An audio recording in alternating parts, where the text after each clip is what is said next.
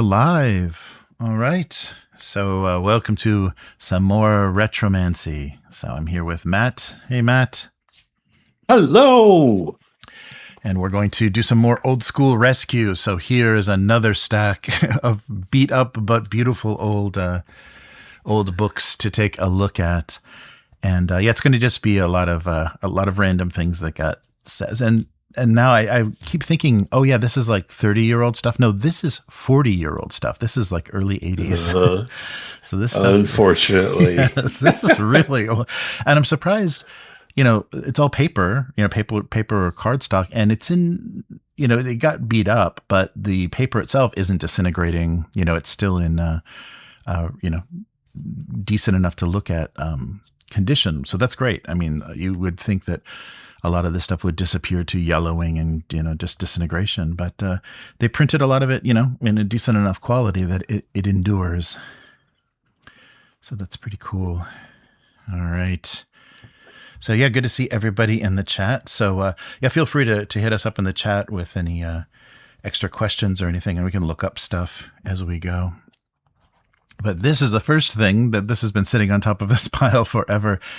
This was promotional material from, so I think it's 81 is when this film was released. This is the Ralph Bakshi Lord of the Rings film. And this is just this fold out that I think was given away at the theater. But this would easily be the coolest DM screen or GM screen. That is so cool. Yeah, look at that for the starter set for the One Ring, the whole Bilbo's birthday. That's huge. Yeah, it's really cool. They did some really cool promotional stuff for this movie, and this was like my my fantasy touchstone for the longest time, because it was just timed perfectly with getting into getting the basic set, being into D&D.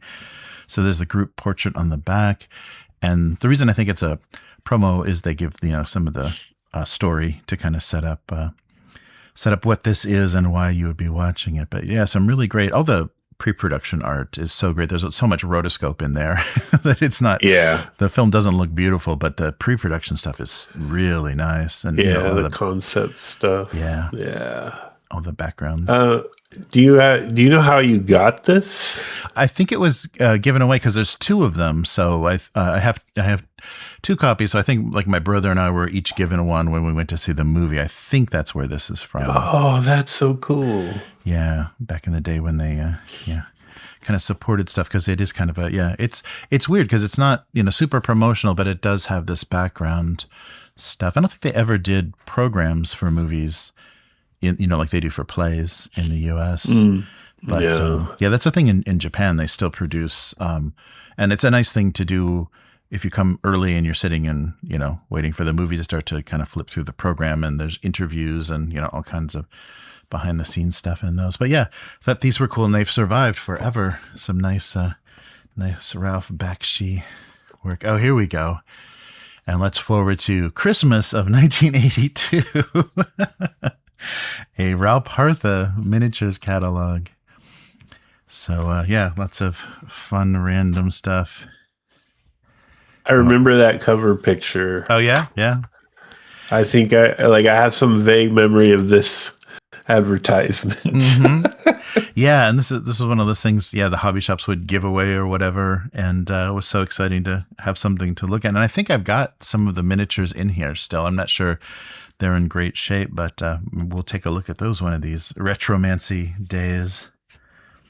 But the Ralph Partha family gives us a nice letter. Their annual collection of Christmas gifts. I like this. If you're looking for a large present, our War Machine, Golden Dragon, and Elf Chariot are just the thing. I don't think there are prices in here, though. That would be the best thing, is to see, see the old prices. Yeah. It's so different. But they were Canadian, right? Weren't they Canadian or? I don't know. I always thought of them as there's no. Oh no, I think that other one, Ratham, I think is Canadian. Yeah, I always thought they were British, Ralph Partha, or they had They're British. Yeah. Okay. Yeah, I thought so. Right now, the like kind of last existing or the remnants of Ralph Partha, I think, are Ralph Partha EU. But there's that Elf Chariot. They existed like side by side with GW through GW's growth and transformation, and like they never, to the best of my memory, they never chased that. They never. We're gonna make our minis bigger. We're gonna make a bunch of rank and flank. Like I feel like they kind of stayed true to their roots that way. Oh, we're both off. Cincinnati, Ohio. Oh, okay. Yeah, founded in 1975 in Cincinnati. Now known as Raupartha Legacy. So I guess that's the North American, the existing North American part is Legacy. They're still doing I think they still have masters, or they're still like recasting some of these original designs. Yeah, 25, 30, 15, and 54 scale. Wow. Yeah. Oh, they sold the company to FASA in 98. And then became one of the acquired assets by WizKids in 2000. Ugh. Oh, Jordan Weissman. That dude, the FASA guy, like some like switch flipped in his head and he just started buying companies, flipping them, buying them, flipping them. And okay, the one I was thinking was Ratham. They used to make a lot of the old school Cthulhu miniatures. And they're in Ontario. Okay. Yeah, there is a Raupartha. They established a licensing agreement. Oh, well, maybe that is Ratham. Yeah, they Raupartha licensed to Ratham in Canada in the 80s. So that makes sense. Yeah, they had a long-term relationship into the 90s, it said, and then in the UK, yeah. So Citadel Miniatures, when they formed Games Workshop, they attempted to establish a U.S. division of Citadel Miniatures, partnering with Raupartha as a local manufacturer. So they had some connection. Yeah, it's interesting that they didn't, if they had some relationship, they didn't see the benefit to coming up with a rule set or doing something other than just miniatures, that they could support themselves only with that. They never became a setting or a brand, a distinctive brand. I mean, the sculpts are definitely distinctive. You can recognize Raupartha stuff pretty easily. Yeah, but I know a while back they experimented with lines of plastic pre-painted minis. Oh wow! I wonder if that was when I bet WizKids bought them. I bet, yeah, because they have that, that whole manufacturing, that horrible. And they were okay. They didn't look the sculpting didn't look like what I expect a Raupartha miniature to look like. So they were a little less detail for sure. Yeah, I think they hit it with like AT-43 and there were a couple of the pre-painted games that came out, miniatures games that came out from early Fantasy Flight. They really hit on a decent level of quality for those miniatures, but I think it was just way too expensive. I think to get any sort of, quality control and everything just costs so much money that it makes it not worth it. You got to stick with that WizKids. Like, yeah, there's a couple eyes on that head somewhere, and that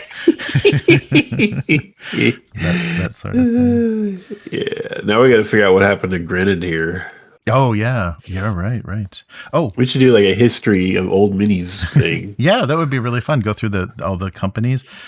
I was wrong. You can see they're very small, but yeah, there are prices. So their big gift, this elf chariot. Look at all of this white metal, all this pewter. $10. $10 in the $10. Yeah.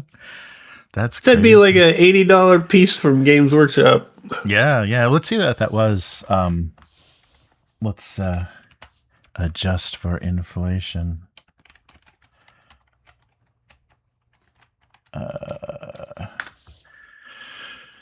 So today about $40. Yeah, that's that's kind of whatever. So $40 for a War Machine, I think people would consider reasonable. Yeah, definitely. Yeah, if this was Games Workshop, one of those chariot pieces, yeah, it's over $100 today. That's crazy. But they're staying so far ahead of inflation that they're never going to feel it. Yeah. Oh, but look, with this guy, we don't have a scale on him. This Imperial Dragon, but this is $50. Oh, wow! Yeah, that's quite a piece. Wow, this must be huge because in the layout it's not scaled bigger than anything else, but it is by far the most expensive. That the one up top, what is that? A golden dragon? Yes. I remember I knew somebody I think that had that one, and it was long. I mean, this is all memory now, but Yeah. I want to say it was like what, 8 or 9 inches long. Mm-hmm. Yeah, I can picture that. Yeah. And then the way these things would come, they just had little like bowl sockets in the body, and the wings would have to go in those with glue. The tail would have to go on those with glue. Yeah, those were a pain in the ass back in the day. Right, and they didn't display like in the blister packs they usually came in, or the windowed boxes. They didn't display very well because it's just a pile of wings and tails and stuff. Yeah. The local hobby shop, they did a lot of, I think they really liked Rapartha and had a lot of painted Rapartha on display. So I was always just, drooling over these models. Yeah, I'm really curious how big this thing is, because $50 is $200, adjusted for inflation. It must have been pretty big. Yeah. Yeah, we'll take a look at that online. Yeah, we should do a whole miniature. How much is that Orc Pump Wagon or whatever it is? Yeah, the War Machine. This is their other big recommendation, $20. Yeah, so not crazy at all, and lots of miniatures. Yeah, lots of figures to go with it. Yeah, back then, we did not know what we were doing. Right, we'd get a bottle of this stuff called Zap-A-Gap to put these minis together, and it just ended up sticking our fingers all together.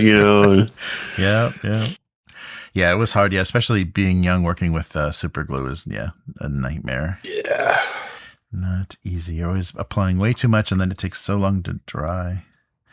Oh, here's their adventure set. So a special concept in gaming. So each box set is 6 or more figures with a common theme. Yeah, so similar to what Grenadier, maybe this is their answer to what Grenadier was doing with their box sets with the foam cutouts. Terry won't remember this because he doesn't remember anything, but he had that Minotaur.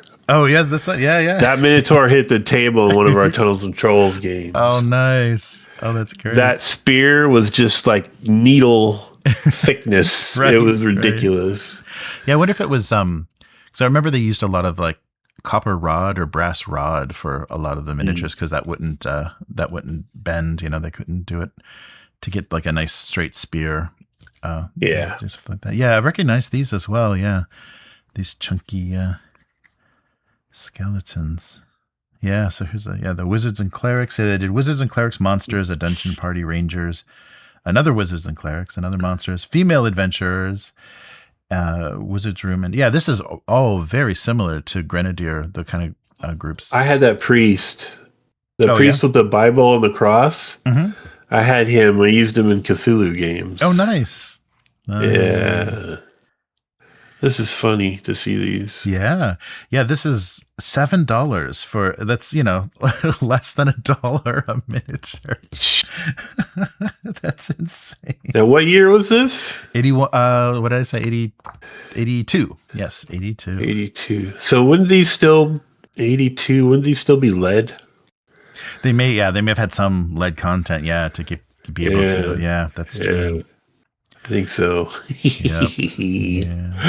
They wonder why we're weird. Right?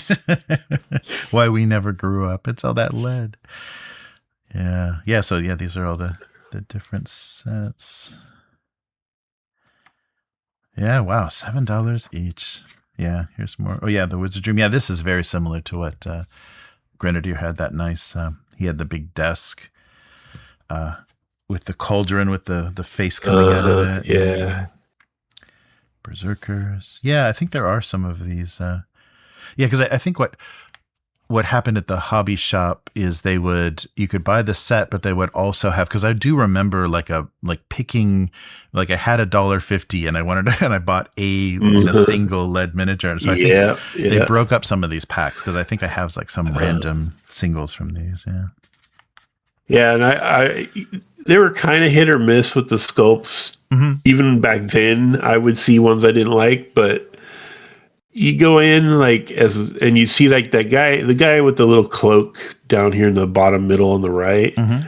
You'd see something like that, and you'd be like, "Oh, I need that for a game. That's perfect." Their adventurer mod miniatures usually were more interesting to me, but yeah. Yeah, and I wonder what the production, like how fast these things had to be sculpted, because you do get like kind of varying levels of like, okay, they didn't try very hard with that one. Yeah, I wonder if they had to really crank. Did you ever see those minis that Dave Arneson tried selling, where he was molding them himself? No. Oh, they look so bad. Wow. They look so bad. Interesting. Yeah. I can imagine though. Yeah, trying to use his name to get some sales. Oh, look at this land dragon with a lancer. Oh yeah. Nice. Winged panther that looks kind of like a winged hippo to me. But yeah, he's a little chunky. Yeah, I like these dragons. I like that Grenadier did a whole set of like the chromatic. Like they had like they did all those dragons. And you built a little altar with a little plastic gems for each color. Talk about like packaging. I feel like Grenadier did it right, especially to sell to kids. Yeah, because it'd be in that cardboard box with the cool illustration on the front. Mm-hmm. You know, and that's just more eye catching than like a partially plastic kind of thing. And the typography matched, the basic and expert set. Like they matched the classic D&D set. So yeah, you immediately connected them. Like, oh, this is the official thing for the game. So I should probably get these. Yeah, that's true. Yeah, they did a nice job. Oh yeah, I've got this guy. Jabberwocky! I know, I've got him. I have no idea what condition his arms are in, but yeah. Oh, that's cool. Nice. Oh, yep. That ogre with the club definitely was involved in a Tunnels and Trolls game. That's funny. Nice. Yeah, their choices are so interesting because it is so random. Yeah, and here's Grendel, just in case you're gonna play Beowulf. I don't know what. Yeah, yeah, interesting. But yeah, some really great stuff. And as a kid, it was so fun to just look at all of these. Oh, these are their bugbears. Wow, look at that. Oh, those look like Gollum or something. Yeah, they do look like the Rankin Bass interpretation of Gollum, the big ears. Now, all three of the mounted minis on the last couple of pages, they did it right. They give you the dismounted and the mounted mini. Yeah, that's nice. Yeah, that's true. That's a really good idea. Yeah, I think the Lord of the Rings strategy battle game, that whatever they're calling it, from Games Workshop still does this as well. Oh, good. They give you like Gandalf on and off the horse. Yeah. And I think because it's got different stats and everything, so they'll want you to be able to, and maybe he can, be taken off of his horse. Yeah. All right. Wow. Oh, that was cool. Yeah, that's a lot of retro goodness. Oh, okay. So here's a bunch of my old character sheets. We don't need to look at those. What? But for what games though? It's advanced D&D. So D&D, nice. Yeah. So this was interesting. I don't know why I didn't understand that this. You did it in pen. Yeah, and this is the one you photocopy. So I don't know why I filled this one in because this is a cardstock cover. Oh, hey. Someone just joined. Oh, thank you so much. Thanks. Let me get welcome. Thank you. Yeah, let me get the details up and give you a big thanks. Yeah, appreciate it. Going through the. So yeah, this is it's like the permanent character record, and inside we're just tear out sheets of this this D&D advanced D&D character record, and I guess and they probably made them blue so they didn't photocopy well. Yeah, that's weird because they're perforated, so they're just meant to be torn out.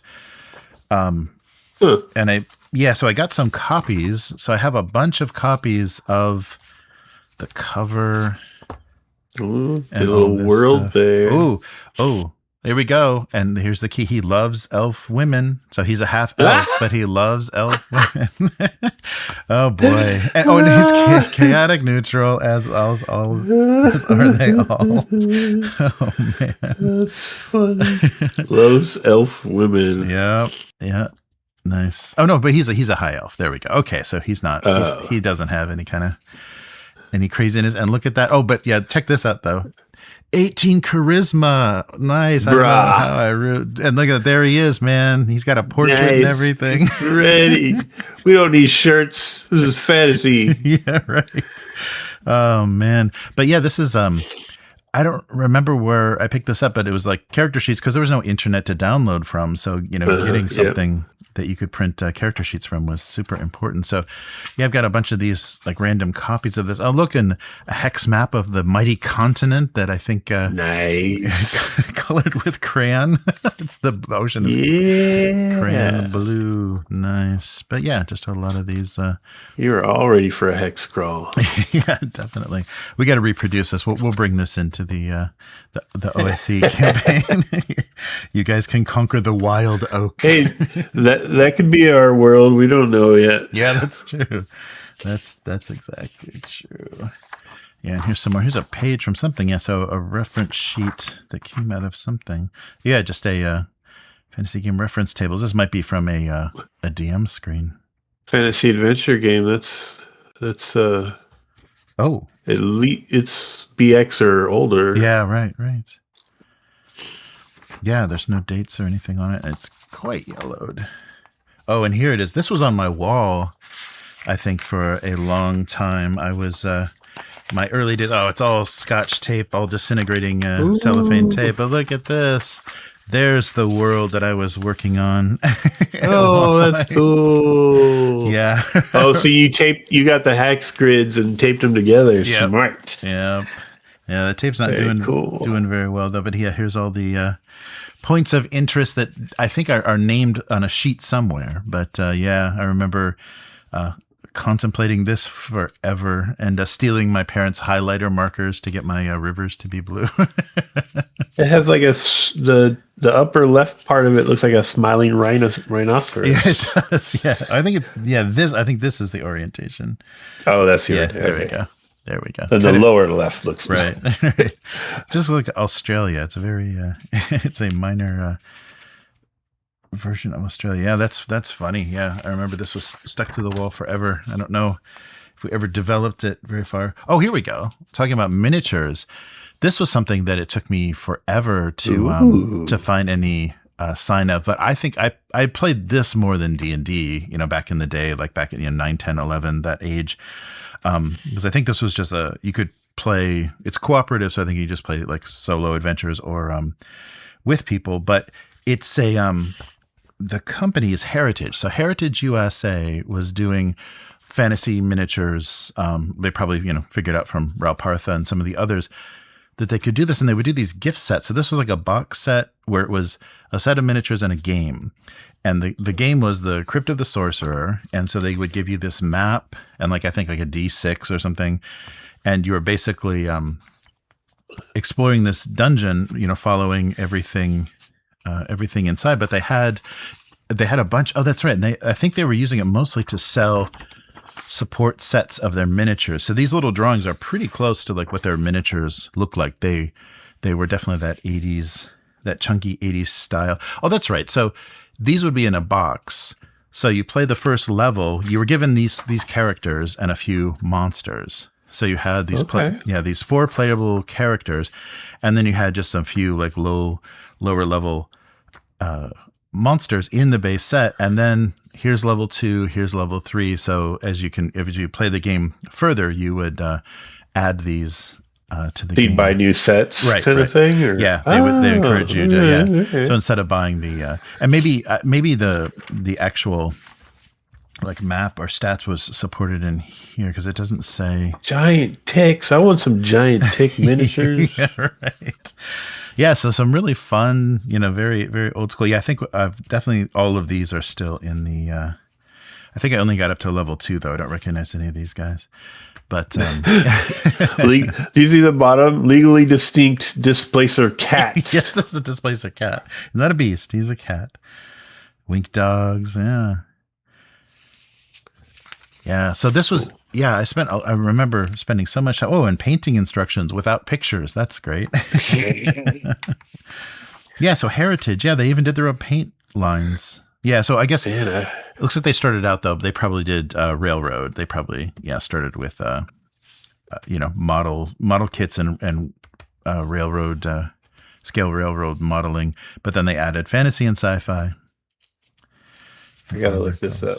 What's it called? Heritage Miniatures? Yeah, Heritage USA is how everything. Yeah, here's the mark there.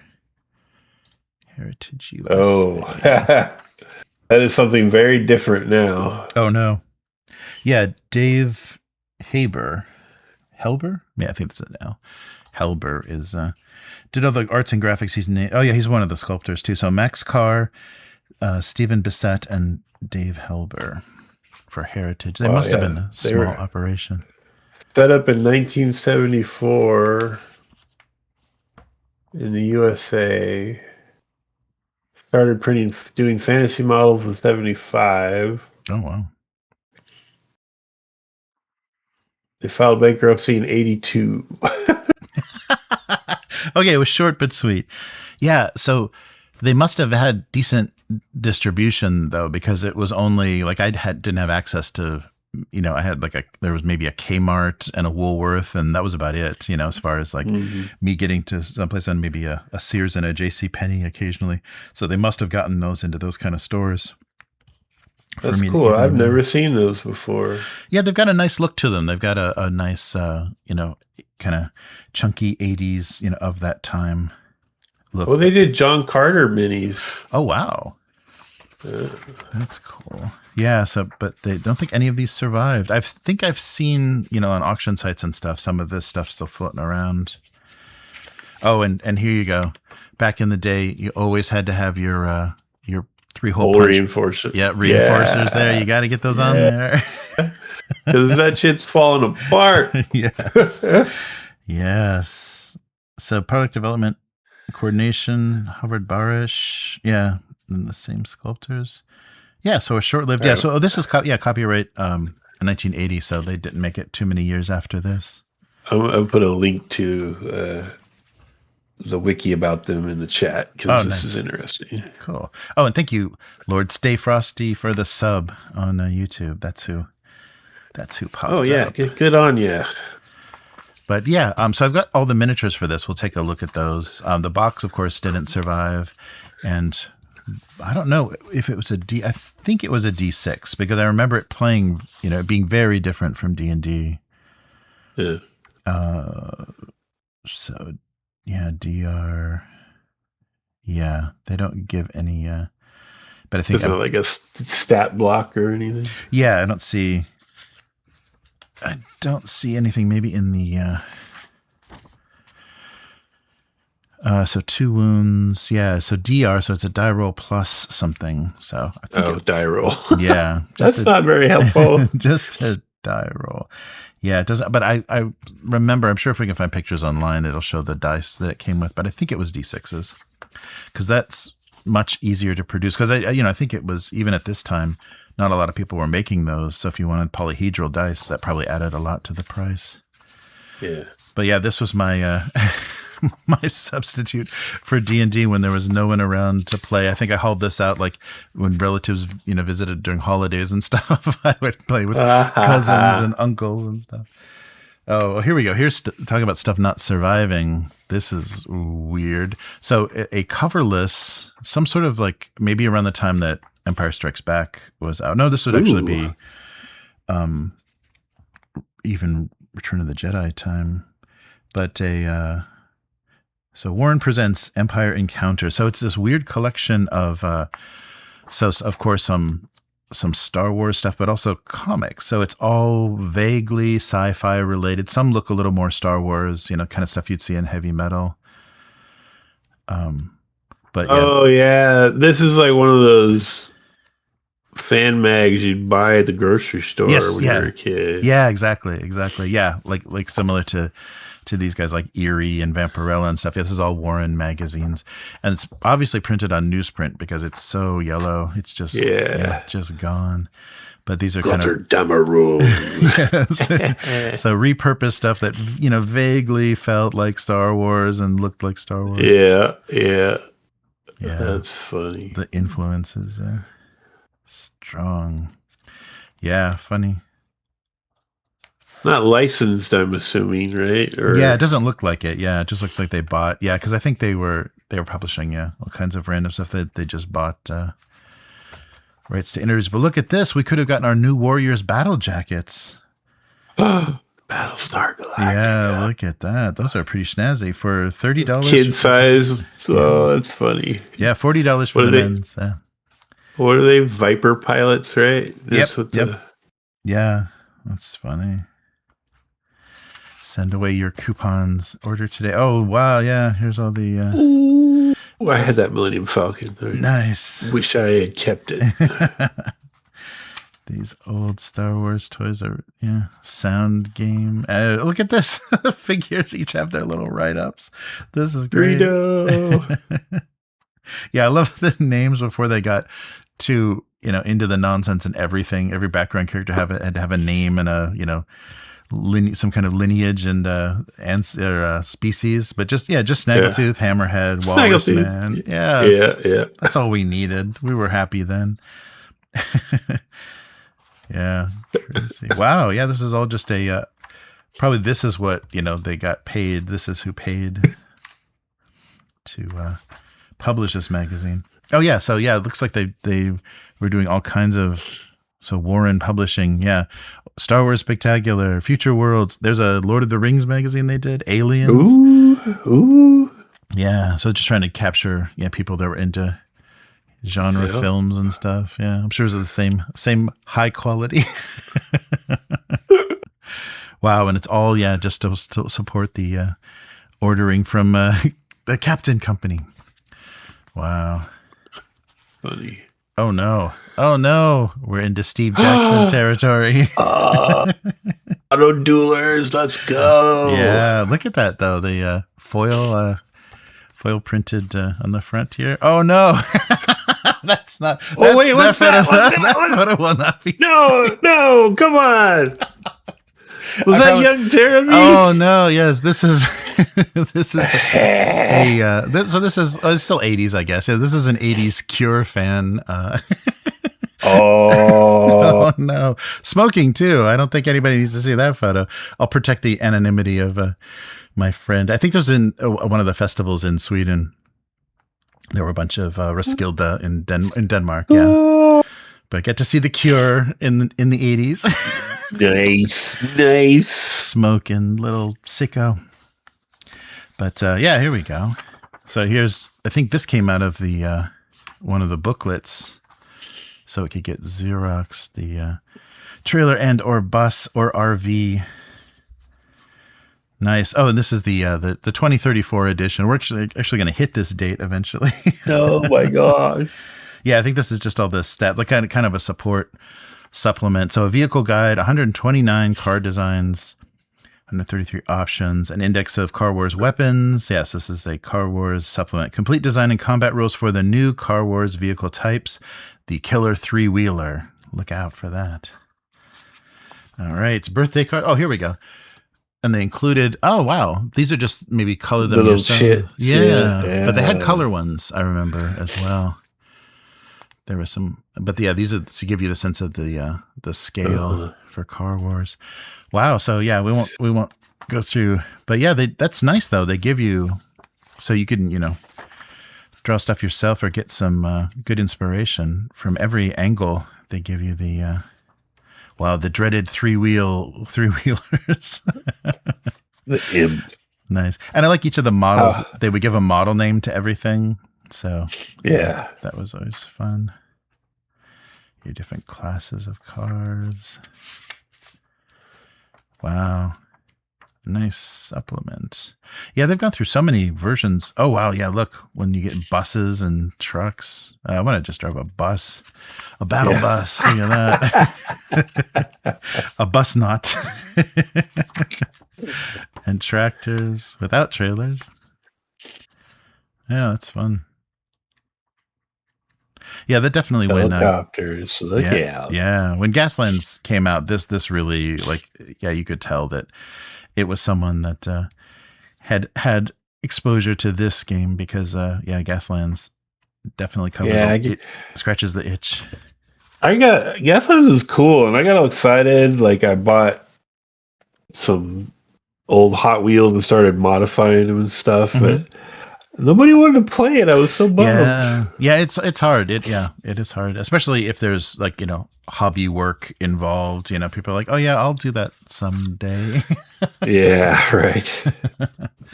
Oh, and here's another weapons. Well, I think this is from the original Car Wars box set. Oh, which is not in here, but yeah, showing you the maneuvers and everything on the graphic. How to turn, yeah. That's all that survived. All right. Oh, here we go. More Steve Jackson, their Fantasy Gamer magazine. Look at that. $3 whole. Look at that. 1983. Okay. Rollmaster featured review. Yeah. Nice. And that was cool. I think the reason I would buy these is because they would have like complete mini games inside. So there's a slasher flick. So basically like playing Friday the 13th, a playable game inside every magazine. Yeah, that's very cool. Yeah. And those games, like, even though that's Steve Jackson, like, see that magazine, Dragon Magazine, White Dwarf, back then would actually give you content for other people's games. Yeah, right. It was such an innocent time. Yeah, they weren't afraid of each other, and yeah, that's true. There'd be a lot of support for each other in the industry. Yes. So do we get a date on this on the cover? Oh, 83. So August, September, 83. Oh, number 1. This is the collector's item. Yeah, not in collector's condition, but yeah, their premiere issue. I wonder how long this ran. Because I remember picking this up occasionally. Oh, and they've even got color inside, spot color. But Detroit Origins. Wizards, introducing Wizards, a totally new approach to fantasy gaming on hexes with paper stand-ups. Okay, well, you could do it that way, I suppose. Oh, wow, yeah, here's all the, what is this? So, it's coming, this is just everybody that exhibited at Origins. Okay, there we go. So I was wondering so they show every single company and what they were exhibiting. So Games Workshop was showing off the Brotherhood, a game of organized crime, Campaign Trail, Assault, a box module for Traveler, the Normandy campaign. Wow, this is Games Designer Workshop. Sorry. Games Designer Workshop. The Normandy campaign, Traveler Adventure. Wow. Avalon Hill, Bull Run. Who else are they featuring? Well, Partha had ElfQuest miniatures. Palladium was doing the Dread Skull of Gurzidi, the Book of Weapons and Assassins. Oh, you can get that as part of a 6-issue set on eBay for $40. That's not bad. I bet that's how long they ran. Yeah, probably. Nice. Oh, Grenadier Models are releasing their 13-piece Imperial miniatures for their Traveler sets, their Traveler miniatures. Ooh. Oh, I didn't know Grenadier did Car Wars and Ogre miniatures. Wow. And their Fantasy Lords elves. Oh, wow. That makes sense back then. Yeah, because Steve Jackson would just give you a piece of cardboard. Yeah, right. Chaosium was releasing Super World and Worlds of Wonder. Oh, Super World, yeah. Hero Games is doing Champions Magazine. Let's see, anybody? Fantasy Games Unlimited, The Land of Adventure, Horse Clans. So Lee Gold. And then some awards, nominations for the different awards ceremonies. There's the Rollmaster color page. With like a Lady Elric illustration. Yeah, definitely. Yeah, exactly. Definitely. Did you ever play Rollmaster? Yeah, we dabbled. We played the so-called easier version, Middle Earth role playing. Oh, okay.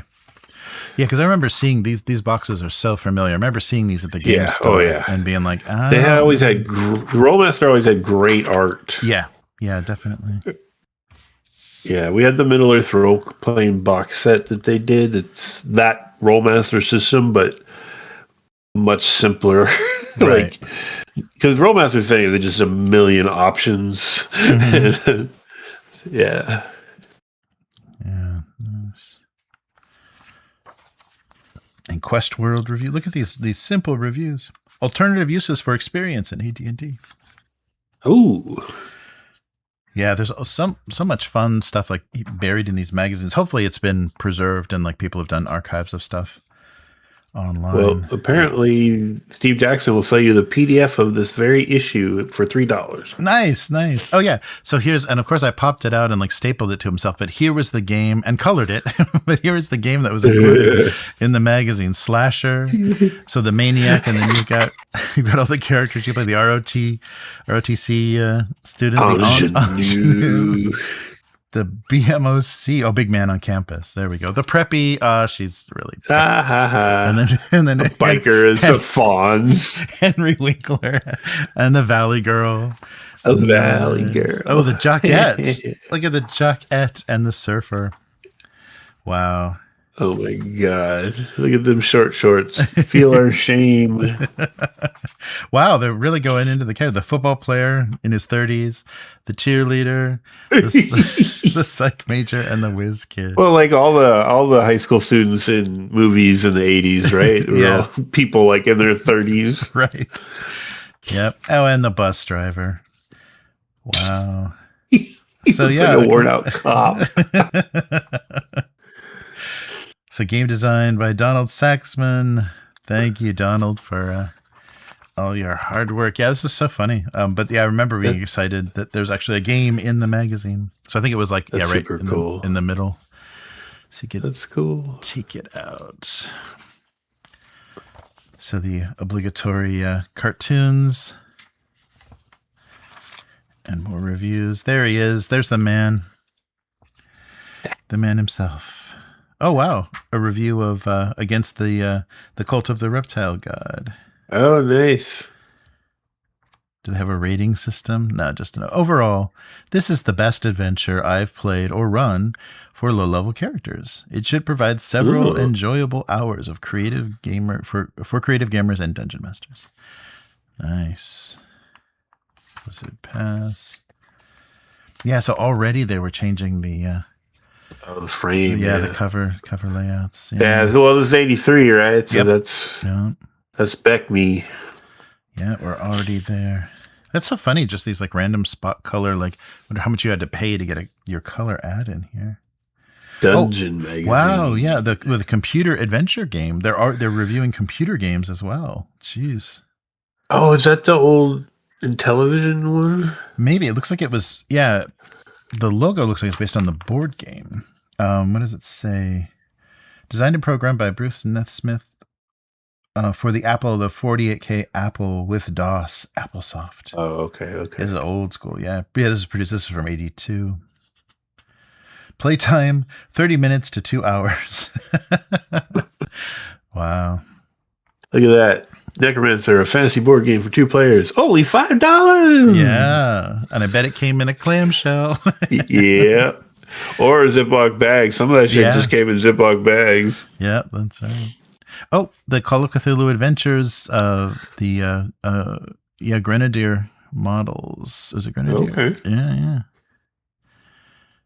Nice. Yeah, Grenadier. Springfield. So they're based in PA. Wow. So Ralparth is Cincinnati, and Grenadier was Springfield, Pennsylvania. Wow.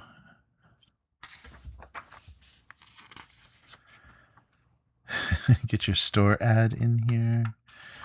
Baltimore. Wizard's Realm.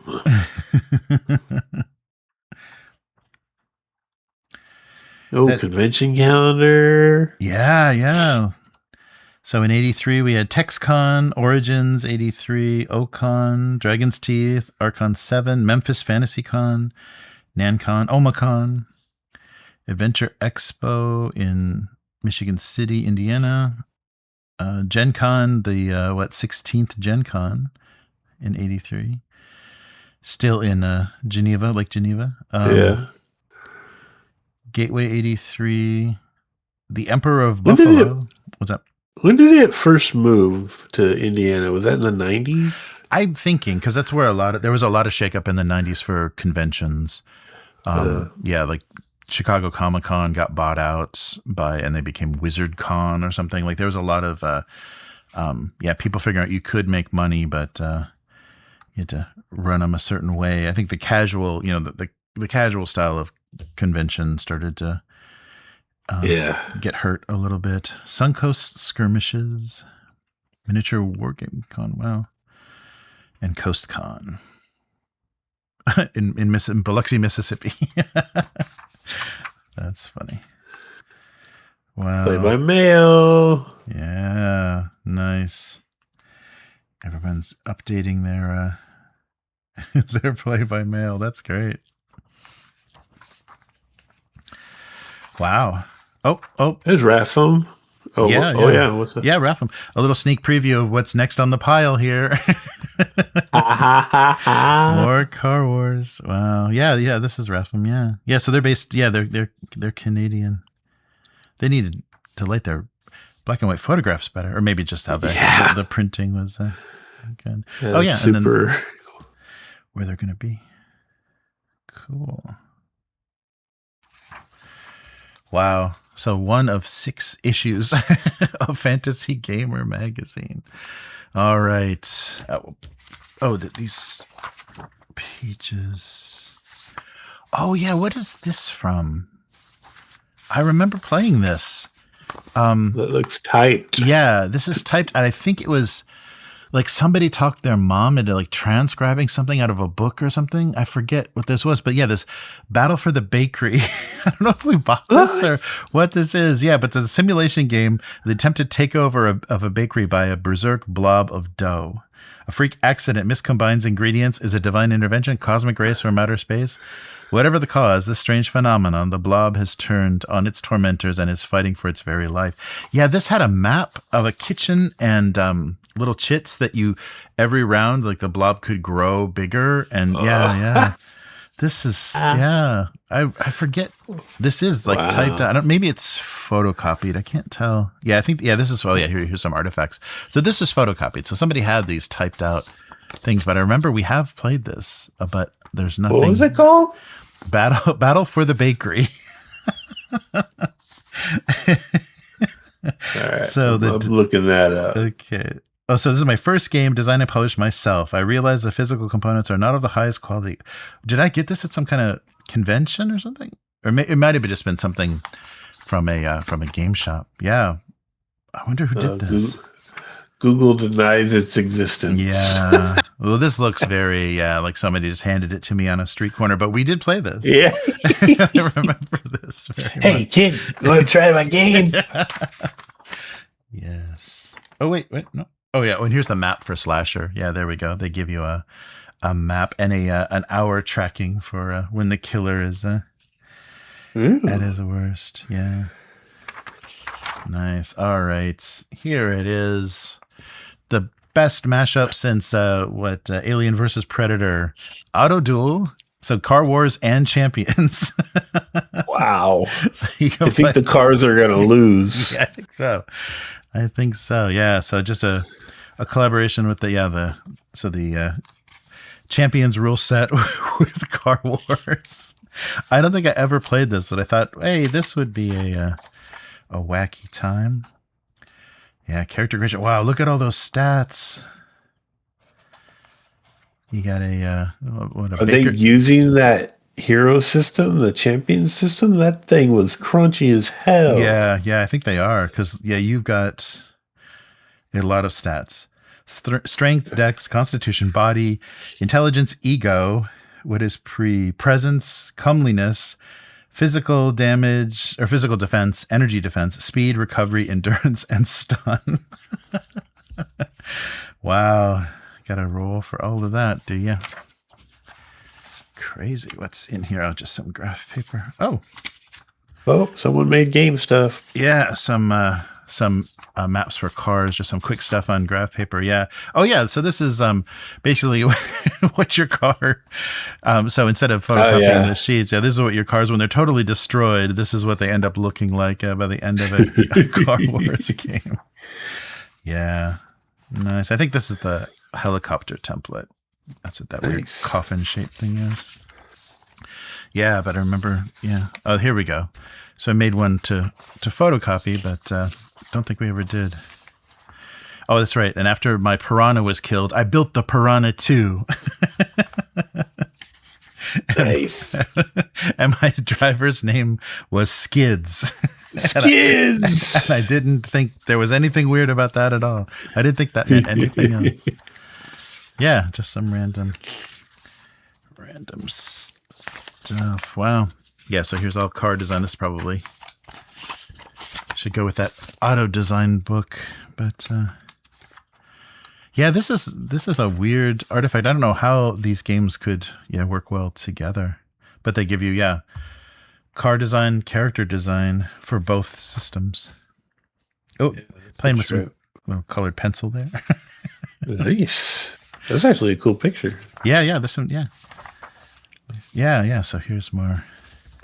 Oh yeah, look at that record sheet. Yeah, oh my god. Look, this is insane. That is an insane amount of stats. Wow. I wonder we should see if Champions is even playable. That's nuts. So I bought their last edition of the big Hero System, like hardback omnibus. The thing was like 2 inches thick, probably.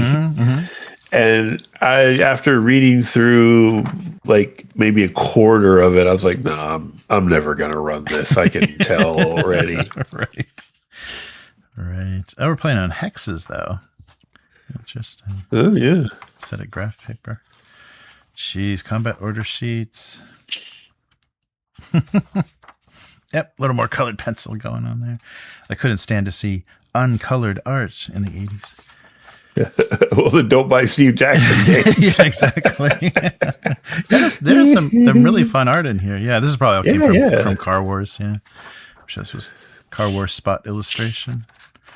Yeah, what an odd mashup. And yeah, here's a scenario, and something came out of here. There's some sheets that got out. Car Wars Super Heroics. Yeah, wow. I guess you just throw cars, basically. Oh, yeah. So here's the champion rules for the Stretchy lady. Animal Farm, a Car Wars superhero adventure. Wow. Yeah, I think we intended. Oh, that's right. They did Space Gamer too. That's right. Yeah. So they had Fantasy Gamer and Space Gamers that could divide the genres. And Aaron Alston. Oh yeah, I think he passed away, didn't he? Yeah, he designed the Auto Duel Champions. Yeah, he did a lot of stuff in the 80s. Mm-hmm. Wow. Nice. Yeah, that's crazy. For both, so this is a super supplement for both Car Wars and Champions. So you don't have to play superheroes. Oh, that's right. So I think the map is what got cut out of there. Crazy. Well, if you didn't enjoy looking at 80s advertising, we've got a lot more of that coming. Dude, I had that issue. Oh, yeah? Oh, this is all like, I wish I'd kept this stuff. Yeah, when is this? So it's 80s, number 86, issue 86. This is a little later, I'm thinking. Like later than 83. But yeah, I'm curious to see. Oh, yep, 84. Yeah, you're right. June 84. Wow. So we got the color inner cover. And then ICE, the... is that Raul Partha again? Is that what that is? Yes. Yep. This is some color. Yeah, color Raul Partha. That look like that same chariot. Yeah, very similar. I can't believe these prices. Although you are buying lead, so it's the cheapest of all metals. Oh, this probably has a Snarf Quest comic in it. Oh, I bet it does. I bet it does. Oh, Victory I played that. I played that back then. Oh, yeah? We played the Dr. No adventure, I think. Nice. Whichever one had the helicopter in it. With the rockets. Yeah. That's great. That's a good idea. I can't believe they already had that to just do modules of every movie because you knew it was going to happen. Victory Games. There's a lot of color in here. Hero Evelyn Hill role-playing magazine. Yeah, it'd be fun to just get a bunch of old issues of all these game magazines and flip through them. Yeah, because there's so much. Yeah, so much different context. The ecology of the slithering tracker. Why does that look like a sperm crawling down the Yeah, wall? ooh, yeah. Let's not find out anything else about the slithering tracker. Wow. Oh, Daredevils. I think that was FGU. Yep. And they also Lands of Adventure add here too. Wow, $12 for a box set. Familiars with special uses. Oof. The Worlds of Boris Vallejo, a board game illustrated with his paintings. Oh, interesting. For $17 was $1 shipping and handling. Wow. All right. Wow. Oh yeah. So Mayfair also did the Dragon Raiders of Pern game. Yeah. I had that once upon a time. Oh, there's a big Citadel ad. Look at that. They're giant. Yeah. Look at before they got all weird. Yeah. God, this thing must have weighed a ton because it's got to be metal. It's all white metal. So Yeah. wow, $10 though. Look at these Citadel miniature prices.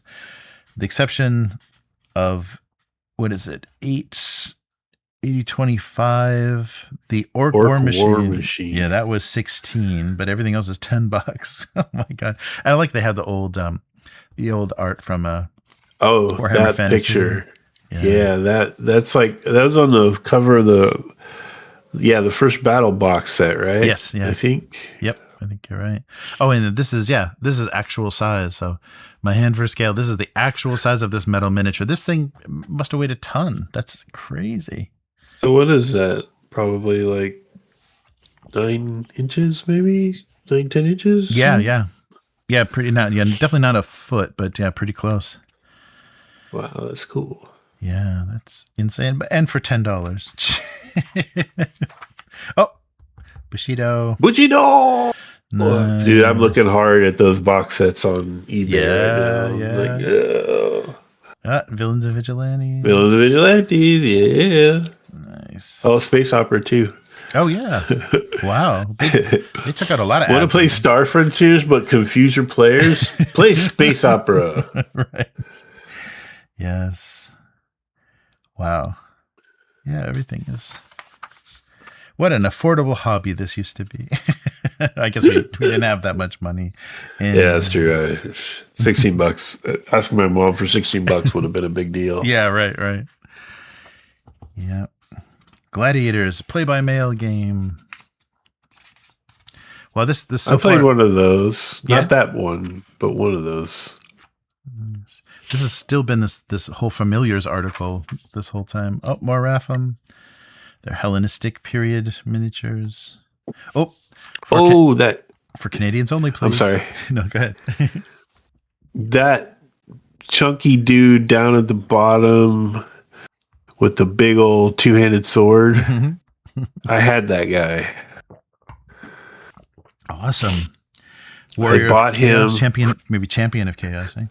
We lived in Concord, California for when I was in the 7th grade, and there was a game store in Walnut Creek, which was that's where the rich people lived. And I went in there, and that guy was in a display just hanging out, and I begged my mom for that miniature. Nice. And she gave you $4, and yeah, nice. Yeah. Oh no, this is mounted and on foot. Yeah, no, so she probably is just the. Wow. Yeah. So each of these for $4, you get a mounted and on foot or 4 miniatures. The other $4.50 is 4 miniatures. Wow. 25. Step away for just a sec. My cat's being ridiculous. No problem. No problem. The Warrior Alternative, generating non-magical characters for the Dragon Quest game. Wow. Dragon Quest adventure game.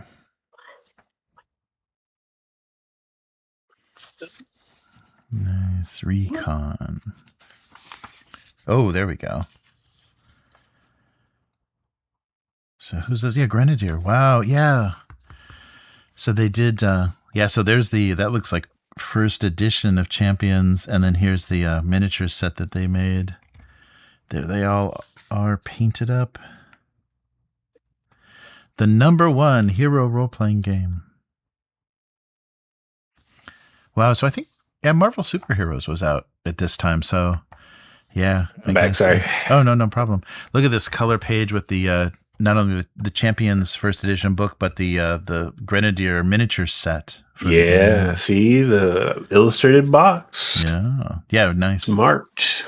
Yeah, they're calling themselves the #1 superhero role-playing game. The Marvel Superheroes was out, right? At that time, Villains and Vigilantes definitely was too.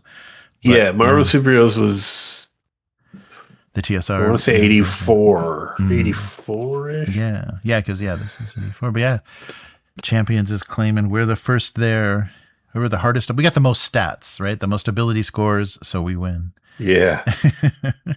We require the most math. Right. Yeah, that's great. Oh, Illuminati play-by-mail. Oh, wow.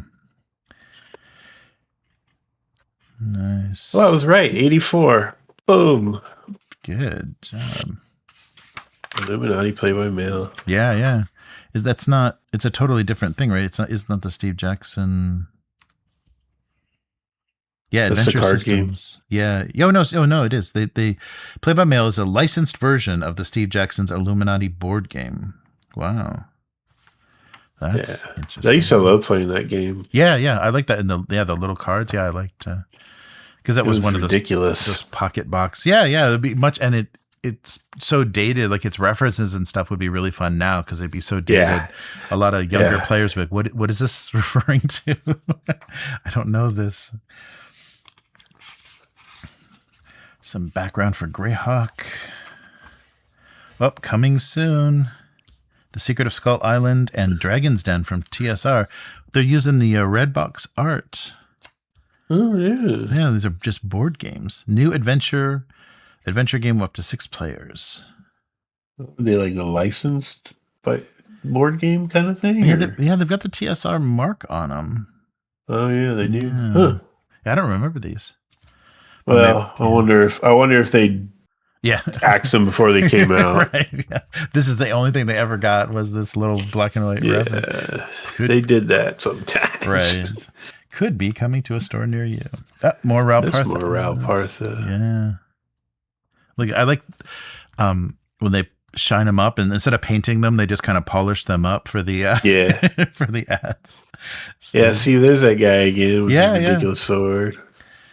Yeah, there he is. Look at that. Is that a troll breakdancing? What's going on there on the left? Yeah, he's got something to support that arm. I don't know. Oh, yeah, wait. Sewn clockwise. So, yeah, the Bandersnatch. This is the Bandersnatch. Oh. So who's this guy? Warrior of Chaos, Lord of Chaos. Yeah, I don't know what this dude's doing. Maybe there's 2 very odd monstrous looking fellas here. Is he the Well-Draken? And then there's a Bandersnatch and a Well-Draken. So maybe he is the Bandersnatch because those arms are insane. Wow. Yeah, Cincinnati, Ohio. That's funny. Dragons and their deities. Dragon clerics for every color. Nice. Oh, the armory. I remember those guys. Yeah, look at all that. Longer lasting acrylic dice available in 6 vibrant colors.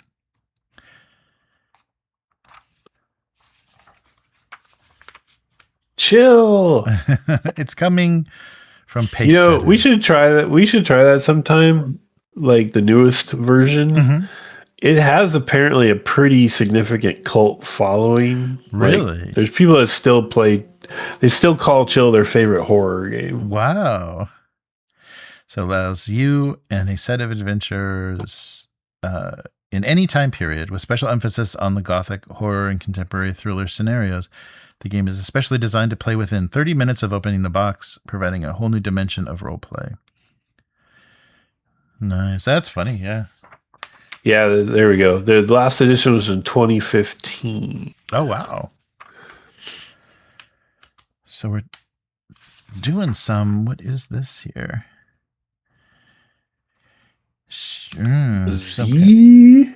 Some kind of fiction for some kind of, looks like a African tribe, maybe some inspiration for something. Yeah, it didn't give us much context. All right, Battlesuit salutes infantry. Fantasy Conclave. Yeah, I don't know. It was Steve Jackson. Yeah, somewhere. Another one of those little pocket box Steve Jackson games. Complete Fantasy from Bard Games. Oh, is that Arduin? What is that? Oh, no, the Complete Alchemist. Oh, yeah, I remember those. Those were like supplements that were kind of for D&D, but they couldn't say D&D on them, I think. Right. Yeah, they didn't license anything. Yeah. So experience the best in role-playing with, so maybe they're trying to be system agnostic, but they must be British or Canadian because they spell complete all weird. Right. But it's available at Walden Books, though. Oh, yeah. Nice. Gen Con 17. Get your tickets now. Wow. Aries, science fiction gaming section. Wow, that's quite legally, a piece of legally distinct Dr. Doom up there. Yeah, right. So this is the whole, sci-fi supplemental area. Is that a game system? Yeah. A World Gone Mad. The moon of the Gamma World. Oh, cool. Yeah, this is some kind of that's another one we could try someday. Oh yeah, that'd be fun. Probably 2nd edition. You don't want to collect any trading cards to. No, yeah. Is that 4th? Yeah. I've heard 3rd isn't good, and I don't know anything. The only thing I know about after 3rd is when you get to that one with the collectible cards, it's just ridiculous. Right. More calendars of conventions. Genghis Khan in Denver. Nice. Big Origins ad. Do you have any? I'm curious. What was that one called? OrcCon. They don't have OrcCon on there, do they? Octocon, Omicon. No, I don't see. Yeah. TimeCon. Wow, so many cons. These are probably just like 3 convention tables in a hallway, before the elevator. Oh yeah. Any of the conventions I went to back then were like in a Ramada Inn or something. Yep. Oh, Origins 84, a Texas size show. So War Games, who is this? Yeah. Capture Your Fantasy. Well, everyone's trying to make miniatures in the 80s. Oh, look at all these little ads. Yeah. Look at this. So now this has become just a total internet thing. There's so many people taking commissions to draw your character. Look at this. But Anvil Enterprises of India Atlantic, Florida will draw your character for $10. A superhero or a... wow. You get a free character description sheet. You fill that out. You get an 8.5 by 11 piece of art of your character. Check out that dragon bone. It's an electric dice roller. Oh, no way. The future. It rolls D3s. No way. That's funny.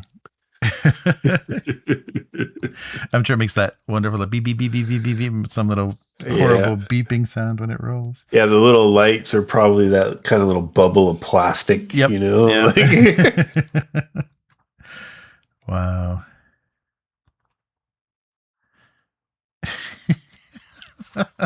They're trying to there we go. There's Wormy. Oh, Wormy. I remember Wormy.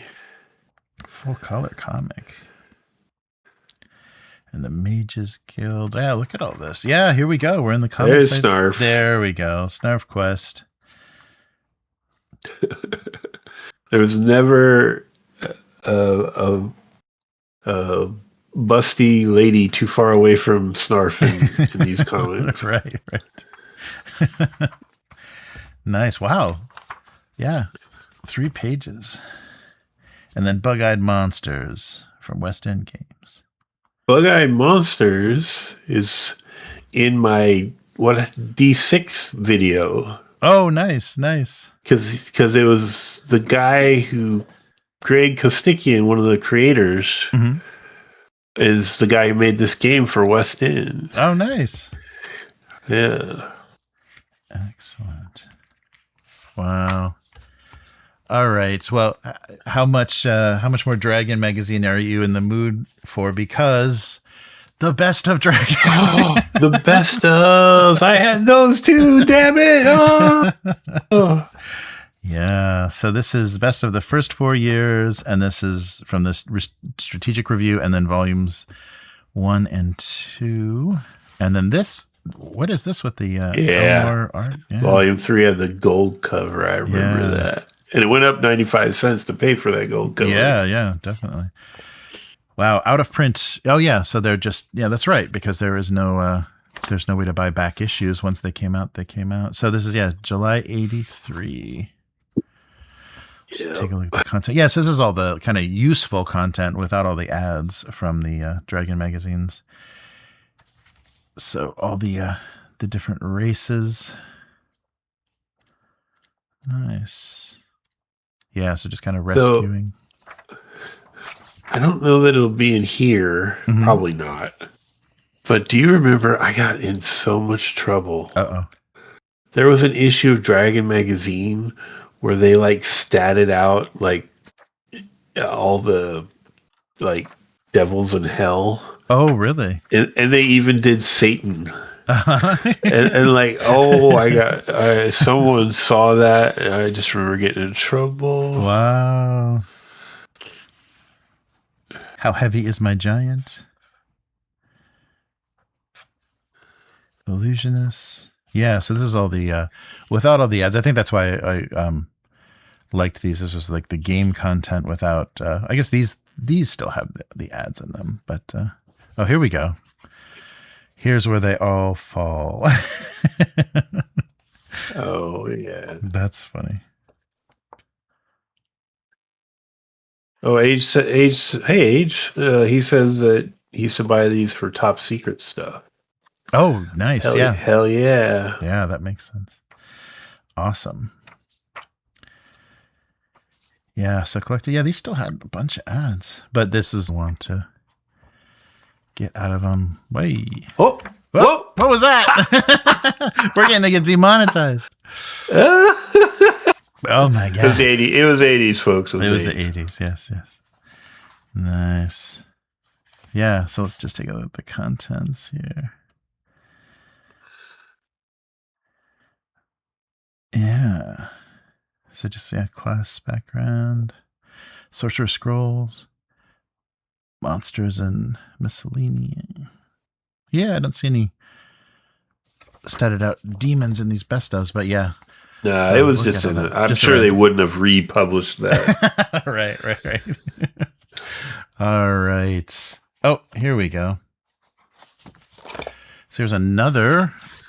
Unfortunately, these are badly covered with a felt pen, but these are more stuff from the Lord of the Rings, the Ralph Bakshi Lord of the Rings. Oh, it's stuff. Like a little so like the school folder. School folder. Yeah. Those 2 pockets.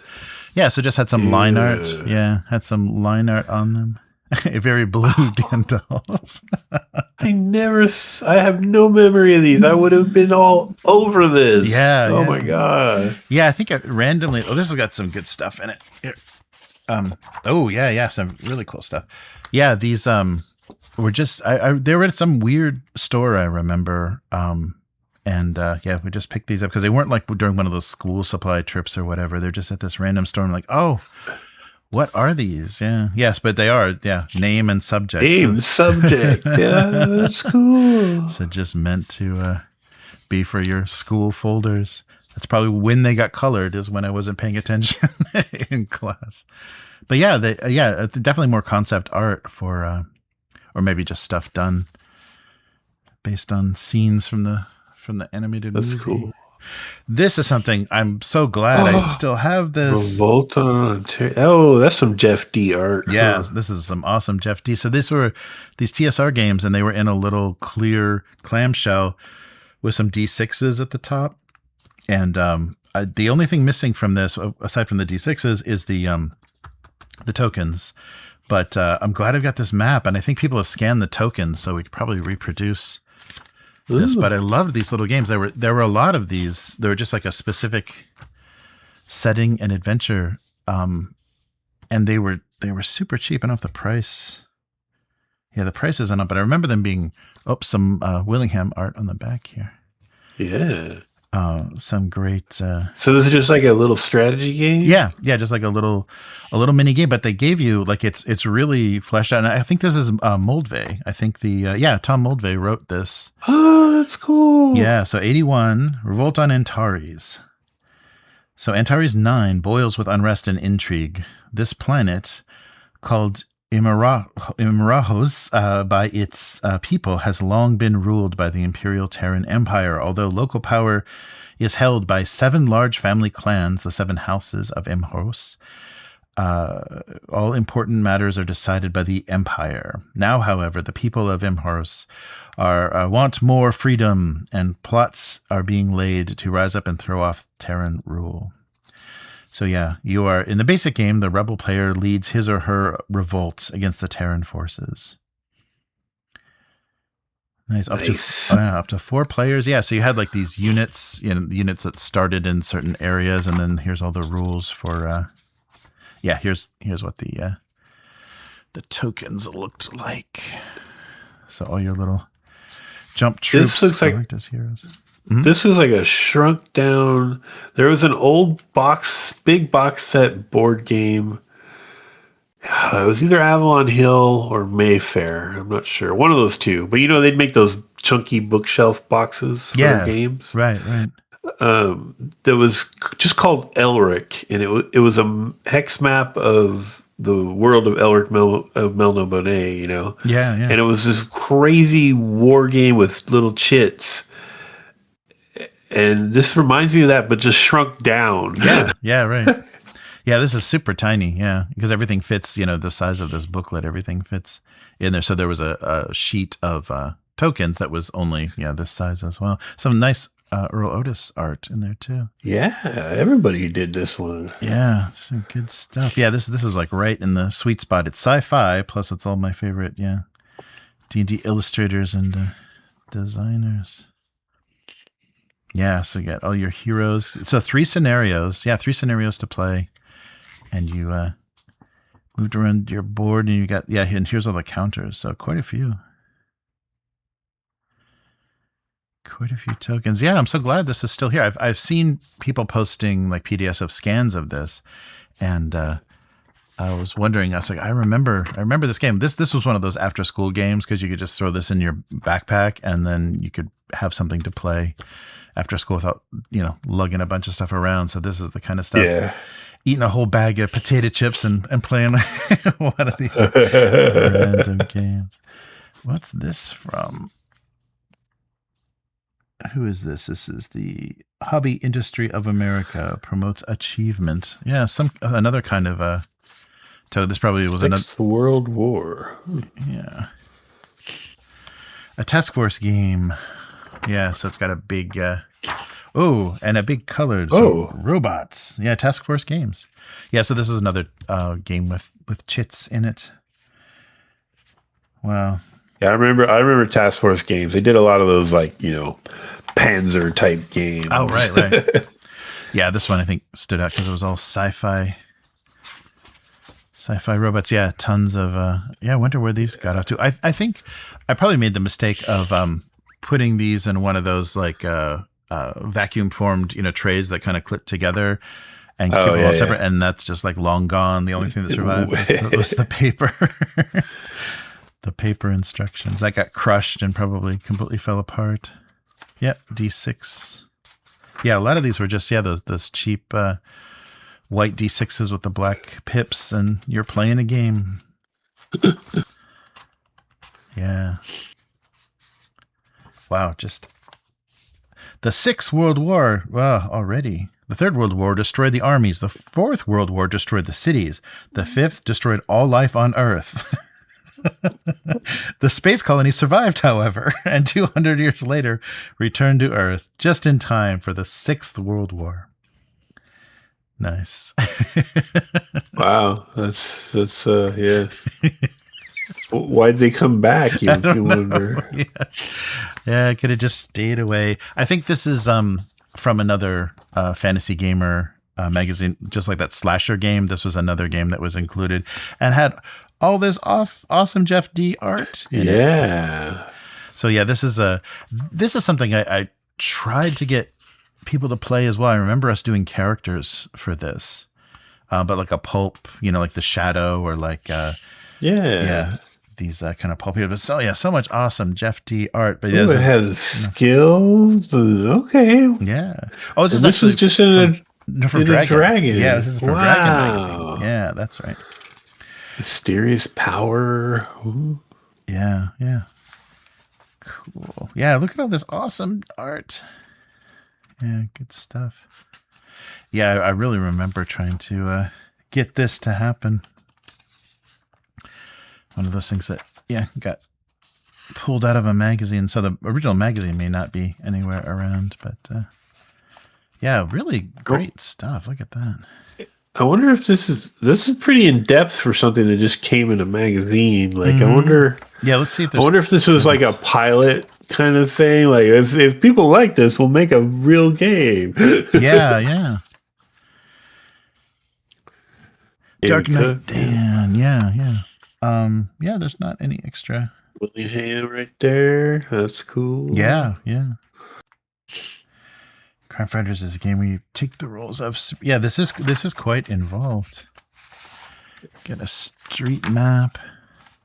Yeah, I think this was just a something that either came with the Dragon magazine, or I think I pulled it out, like cut it out, and then stapled it back together. Very cool. Wow. Yeah. So there's some fun stuff in those folders of that age. Matt.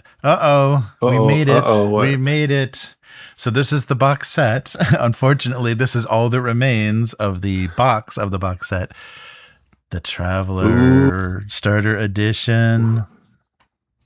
Ooh. Okay. I had this. This isn't the original set, because those were those little half-size black books. Right. With no art. Yes. Right. This came out and it had the art, and I thought it would look super dope. I remember. I'm going to guess 84? Let's see here. I'm curious to see. Oh, there you go. That's more like. Yep. Yeah. So these are the style of the books. Yeah, but not the half books. They're full size, but they're just stapled. They're very simple. Yeah. So here's the rule book for the starter set, and 83. Okay, that was close. Yep.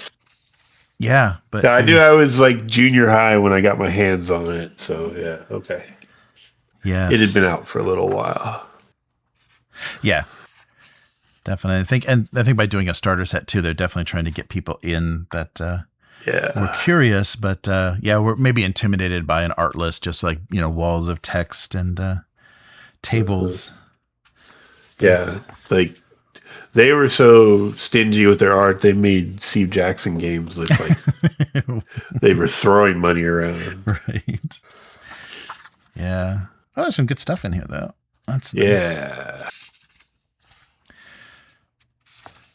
Oh, yeah. That next guy, just straight off a ripoff of one of the rebel crewmen from Leia's Corvette thing. Yeah, exactly. Yes. Very inspired. Here's the handout for the aerial maps and pyramids for this. For different missions. Nice. It must be from the other book. Oh man. Nice. Yeah, it looks like, the text is still pretty small, so I can't imagine it'll be smaller in the half size. So it looks like they just kind of, combine stuff to make the booklet more of a booklet and not a full size. But yeah, this edition of Traveler is one of the games we would play. Like when I was a freshman in high school, we'd play like on the lunch break. Oh, nice. Yeah. Oh yeah, here's some pre-made characters. Oh yeah, for a starter set, that makes sense too, to give you already built characters to just play with in adventures. This art's getting a little loose. Although the Traveler Life Path system was one of the coolest things Yeah. about traveling. Yeah, exactly. Yeah, missing that is definitely, yeah. Get some weapon art. Nice. Oh, that's not Star Wars. Don't look. Well, that's the scout ship. So like all these games, I guess, wanted to have their iconic. Right. This is what your starting characters are going to have. So like in Star Frontiers, it's the Assault Scout, like we're using in our game. Right. And in Traveler, it was this wedge-shaped scout. So it looked like a Star Destroyer, but it was very small. Yeah, I got you. Nice. Oh, that's cool. And you got to have some humorous cartoons in your role book. Yeah, yeah. Yeah, all the starship design. Oh, here we go. Oh, there they are. Yep. Nice. Yeah, I remember they had like names for ships I'd never heard of before, like the Penance kind of ship. Like I didn't know what those were. And the slow penance. Oh, there we go. There's our iconic ship. Our Scout Courier. That's what it is. Nice. Yeah, the mercenary cruiser was just made so it could land and go to war. And a space combat computers. Space combat.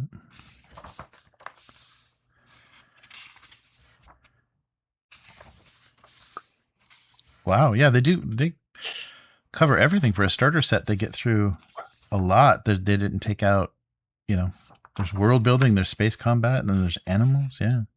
They left it all in there. And it has art for some of it, which is amazing. As an old school traveler, you just had to imagine that shit. Right. Yeah, they're definitely trying to get in a new group of players. Yeah, because this for me was much more familiar to the other. Because I remember like looking at Traveler books, the half-size books, and not knowing what. What is this? Yeah. This definitely was more my speed as far as it looks like. It looks like the other game designer workshop stuff. Yeah, they were starting to try to be more marketable. Like this is about time Twilight 2000 originally came out, know, and it had a lot of really cool art in it. Oh, that's a Psi helmet, I bet. I remember that. Yeah. Oh yeah, Psi drugs. Psionics in Human Society.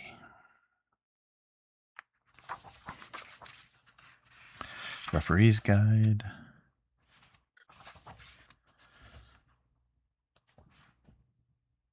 Yeah, the Empire and Traveler hated psionics almost as much as a 40K Empire. Yeah, right. Nice. And the other book in there was this Charts and Tables. Here's a book of bland. Yeah, so here's your character sheet on the inside. Yeah, Task Form, Traveler Aid Society. So cool. Yeah, so here's the what the little books look like to me. So this is the career little mini game stuff. Right. Yeah. Your cash tables. This is the edition where you could die in character creation. Right. Basic throw to hit an 8+ required for each blow, swing, and shot.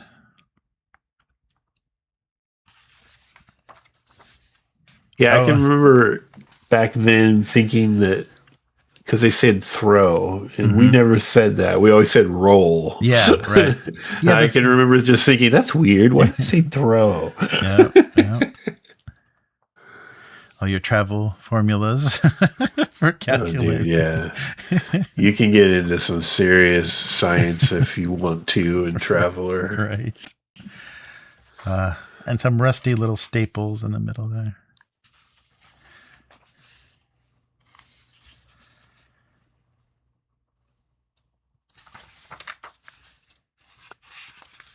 Making some notations. Tech levels. Oh, yeah.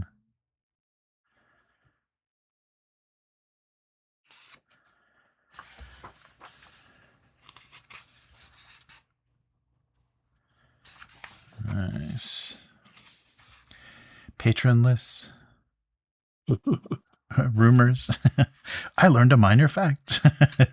Wait. Is number 11 on that patron list arsonist?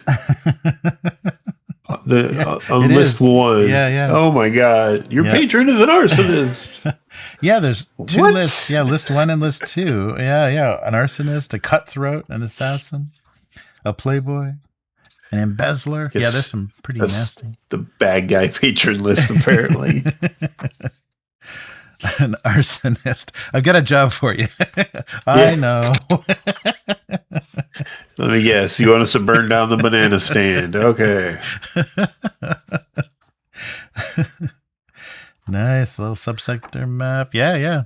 So very classic. Like, yeah, it's sad the box did not survive. Although for doing a box set, there really wasn't much in it. I think there were dice and then a couple of like maybe character sheet or something, or there must have been another adventure book, because I've got handouts that are copied in a really disgusting way. They've got a really like weird coating on them that are from Traveller. So they're just a copy of this. So this may have come from a book with more adventure. Yeah, if I recall correctly, in that box set, all you got were 2 quite small white 6-sided dice. Yeah. Yeah, so I think that's why the box didn't make it, because it probably got crushed in pretty fast without too much stuff inside of it. So I think all the boxes were the same size and depth. All of these box sets were. Although I thought there was a map of the Spinward Marches that came in that box. There could have been, yeah. There could be stuff that, once it got outside of the box, it maybe didn't survive. Interesting. Too bad. Yeah. So there's the starter box set for Traveller. We made it. Oh, what have we made it to now? Yep. Okay. So this may be its own video, but Matt and I will take a quick look at Psi-World. Oh, are you paying attention, Clarion? So here it is. So again, I cut the surviving sides of the box set. So this was the awesome cover with the Willingham and Matt Wagner. Yeah. Matt Wagner art. And here's the back of the box. So scraps of paper dance loose spirals in the gutter, highlighted by the weak glow of the street lamp, the rumble of distant traffic, and the low grumble of the sleeping city. Came to Red Larson as he stopped before a vacant storefront. Breathing softly, he reached out with his mind. Hoo, hoo, hoo. So yeah, the Psi-World box set. You got the rules, an adventure, the master character sheet, a game master screen. They actually gave you a card screen and everything you'll need. So 75 different skills. What's that? Oh, I'm sorry. I'm looking at the art. Is that a Willingham signature? It is. So it's like he did like a pencil shaded drawing there. Yeah. That's cool. That's a nice piece of art. Yeah, the art for this it really pulled me in. So yeah, 75 skills, 25 psionic abilities, and then 90 specific psionic abilities for those characters. Game Master chooses. Oh, this is the interesting part of this game itself.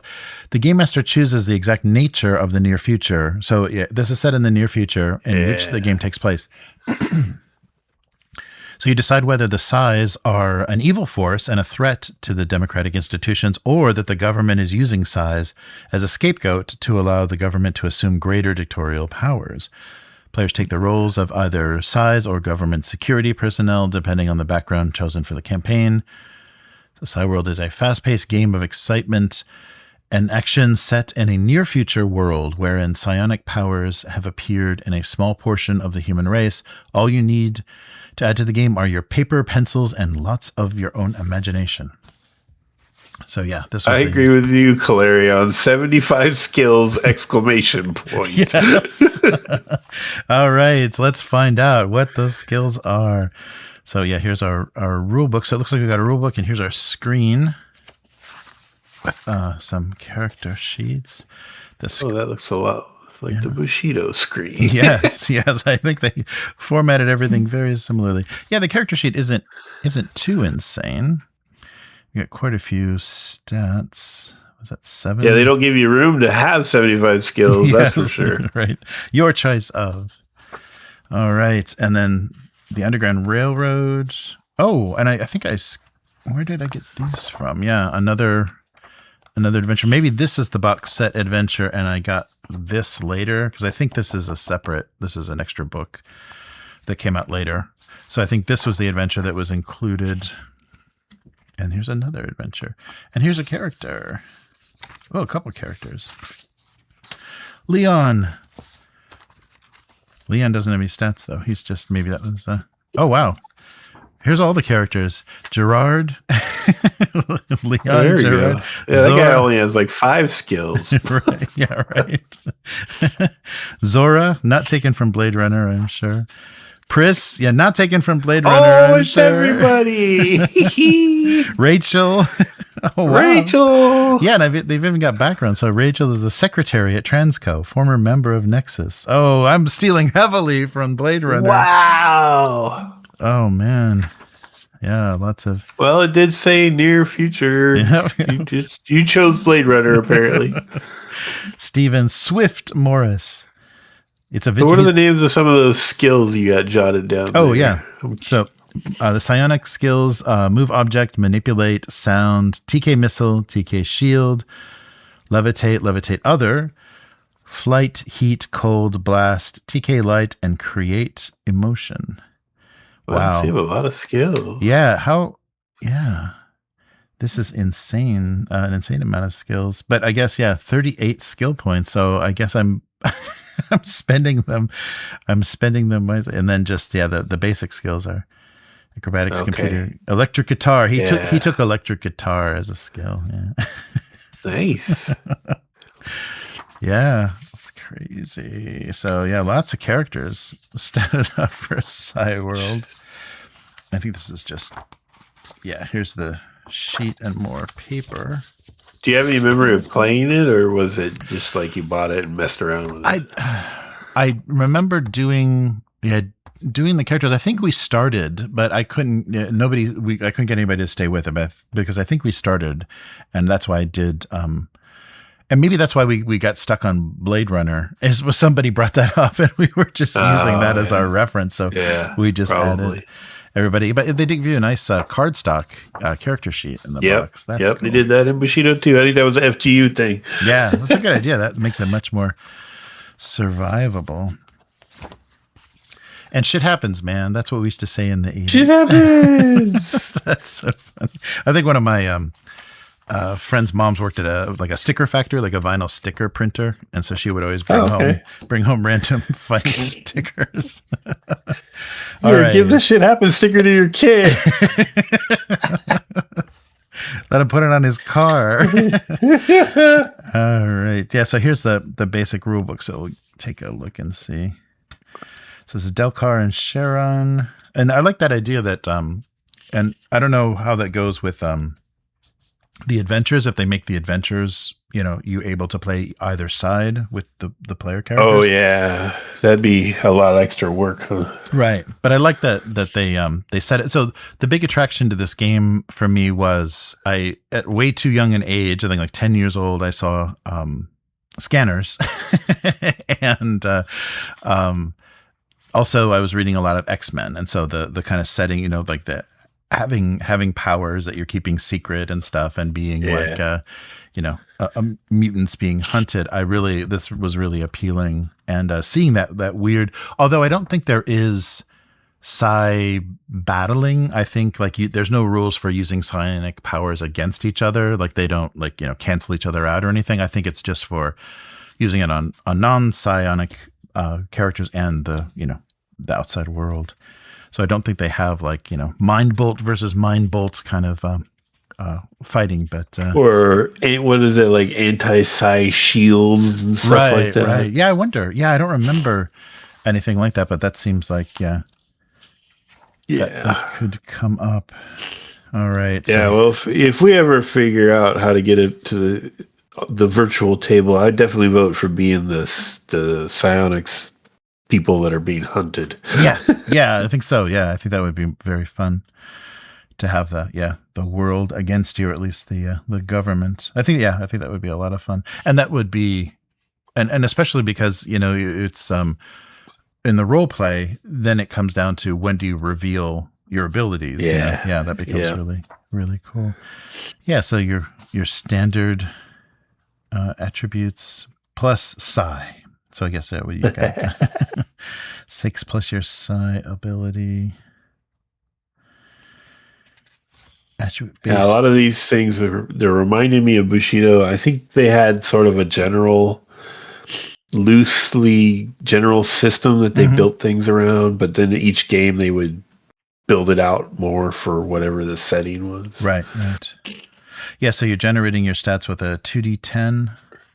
So you can do it randomly, roll for each attribute, or you could do 2d10 and then do it 6 times and then assign to the desired attribute. Yeah, so just do it 6 times and then assign them, or just down the line.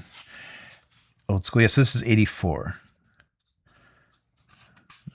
Yeah. Publishing date on this. So yeah, your bonus to hit, bonus to damage based on your stats. Some awesome Matt Wagner art. Here we go. Here's the skills. So yeah, there's non-level skills and then level skills. So non-level skills are just, can you do this, yes or no? And then level skills are things that can you can spend XP on. Skill points and age. Yeah, so start with 16 and add a 1d4 for psionics and 1d6 for non-psionics. So ages 17 through 20, and then for normal. Okay, so yeah, starting base age is 70 to 20 for size and 70 to 22 for norms, and then for each 5 skill points the character spends, add 1 year of your base age. Oh, that's why that guy's got so many stats, is I just made him old. Because you get to add 5 skill points. That's why he was up to like 38 skill points. I see. I'll just keep making him older. Look at how many skills. So there's all the general stuff: acrobatics, acting, art or craft, which may include electric guitar, balancing feat, bribery, dancing driver, escape bonds. Yeah, really. Standard stuff's technical skills.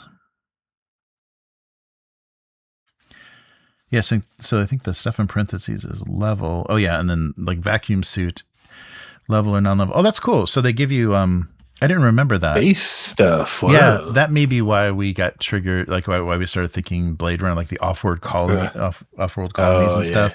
Yeah, as soon as all spacer stuff, we were like, oh yeah, and then yeah, that might have gotten us into Blade Runner territory. Yeah, in the near future.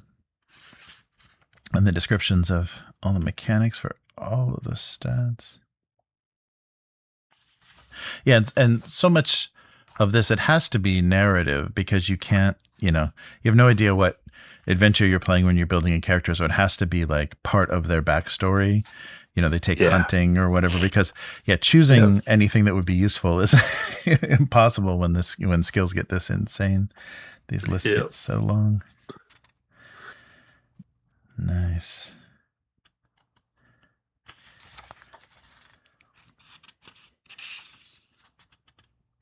Yeah, learning through improving and training. Learning time to learn 10 plus 2d6 classes. You have 10 plus 2d6 classes to improve any of your educational. Here we go, the psionics. I had to do a little embellishment there. All right. So the player may select 1 major or 2 minor disciplines. Yeah. So wait, how did that go? So maybe when I did that guy, that was, because he had a huge, like what, 13 or whatever. So yeah, I don't know. Maybe those were NPCs or something. Sub powers of discipline or something. I don't. Yeah. Well, let's see. Well, no, there's not. Yeah, major. So the major skills are precog, telepath, teleport, telekinetic, self-aware. Oh yeah, no, I think you're right. Yeah, it's within each one. There's you can choose smaller abilities. Yeah, because the major ones, just a few major, and then the minor force field. Oh, there is null psi. Yeah, so there's an ability to nullify psionic abilities. They're not alphabetical. Wait a minute. Yeah, interesting. Yeah, there we go. Yeah, each of the so telepathy. The major ones have a lot of minor abilities. So there's maybe no way to differentiate that. That's where that's from. Yeah, wow, a lot of psionic abilities. Yeah, very. Yeah, mind probe, nightmare. Wow. Feign death. Raise attribute. This allows the psionic to temporarily raise one attribute per use.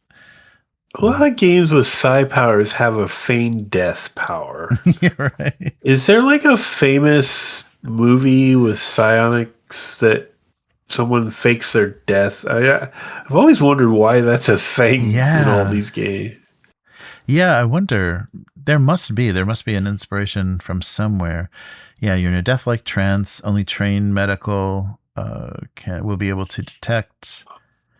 Or is it something from like Kung Fu or something? Like what was, it had to be something like that was like in the breath control kind of thing. Yeah, that was in the pop culture at that time.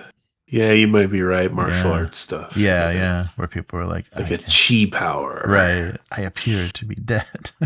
Yeah. You see that in the X-Men like spoof? Like, what's your power? I appear to be dead. All right. Wow. Go without food and water. Go without sleep. Yeah, so a lot of like body control. Yeah, stuff that does feel like yeah. That comes from that. Cause blindness. Cure blindness. I'm just going to cause and cure your blindness until you go insane. Yeah. Nice. Yeah, but the way that Cronenberg depicted that stuff in Scanners, like those abilities, that sound and everything, that was so like that just damaged me very much. I'm like, yes, this has to be something we do in a game. Yeah. I remember watching that movie on a tiny color TV in Terry's game room when I was like 14. Nice. Yeah, and just the effects for that were great. Was that Michael Ironside? That was Michael Ironside was in it. Had his head explode in the veins and stuff, like the eyes roll back white and then the veins and stuff. Like that was crazy. There were those two guys, and I feel like they just probably stole work from each other all the time. It was Michael Ironside and was it John Saxon? Oh yeah. Because they always were the same character, basically. Right. So combat, yeah. Let's see. I don't think there is like psionic versus psionic combat yet, because we've got throws and strikes and chokes and hand-to-hand with weapons, projectile, untrained. Yeah, that's interesting. I wonder if they covered that in any supplement or anything. Yeah, the combat is just. There's no rules for, psionic power versus power combat. Oh, yeah. Yeah, that's interesting, because that was the thing in Scanners. It's like, you get this duel, basically, of trying to explode each other's heads. And that's the thing that they never did in this game. Maybe that was just, it's too horrific. Just really focus. Yeah. Nice. Okay, so the setting. So it must be remembered, Psi-World takes place in our world, the Earth, in the not-too-distant future. It is quite probable that genetic changes led to the development of psionic powers and are already in effect and growing year by year. Nice. Oh, they still give you like sample prices and stuff, though. That's funny. So it's like the not-too-distant 80s. Okay, this is the 90s. Yeah. This is the 90s, right? Yeah, so this is funny, too, because it's like the not-too-distant future as seen by the people in the 80s. Right. which means you're going to be playing in this near future dystopia or whatever, but no cell phones or anything. Right. Yeah. Oh, that was the thing when I was thinking about this. Yeah, that was what I thought is like we probably should set it in, pre-internet, pre-cell phone stuff, because then that creates so many interesting things in stories, and also makes telekinetic or telepathy and stuff much more, more. That's huge to be able to project thoughts and things. I mean, you can pull a Blade Runner and just say it's 2019 or whatever, and and never. It's just not the one you're familiar with. Right.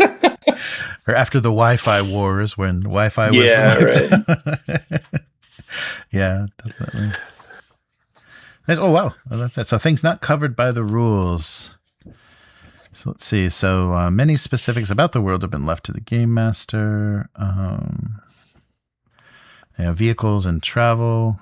Yeah, so very light. Like, I mean, this is the full rules. It's a very it's a short book. Yeah, very light rule set. Actually, run and play an adventure it is best demonstrated by an example. The game includes an adventure pack with several types of adventures. Major decision to be made by the GM is which of the two basic types of worlds he wants for the campaign.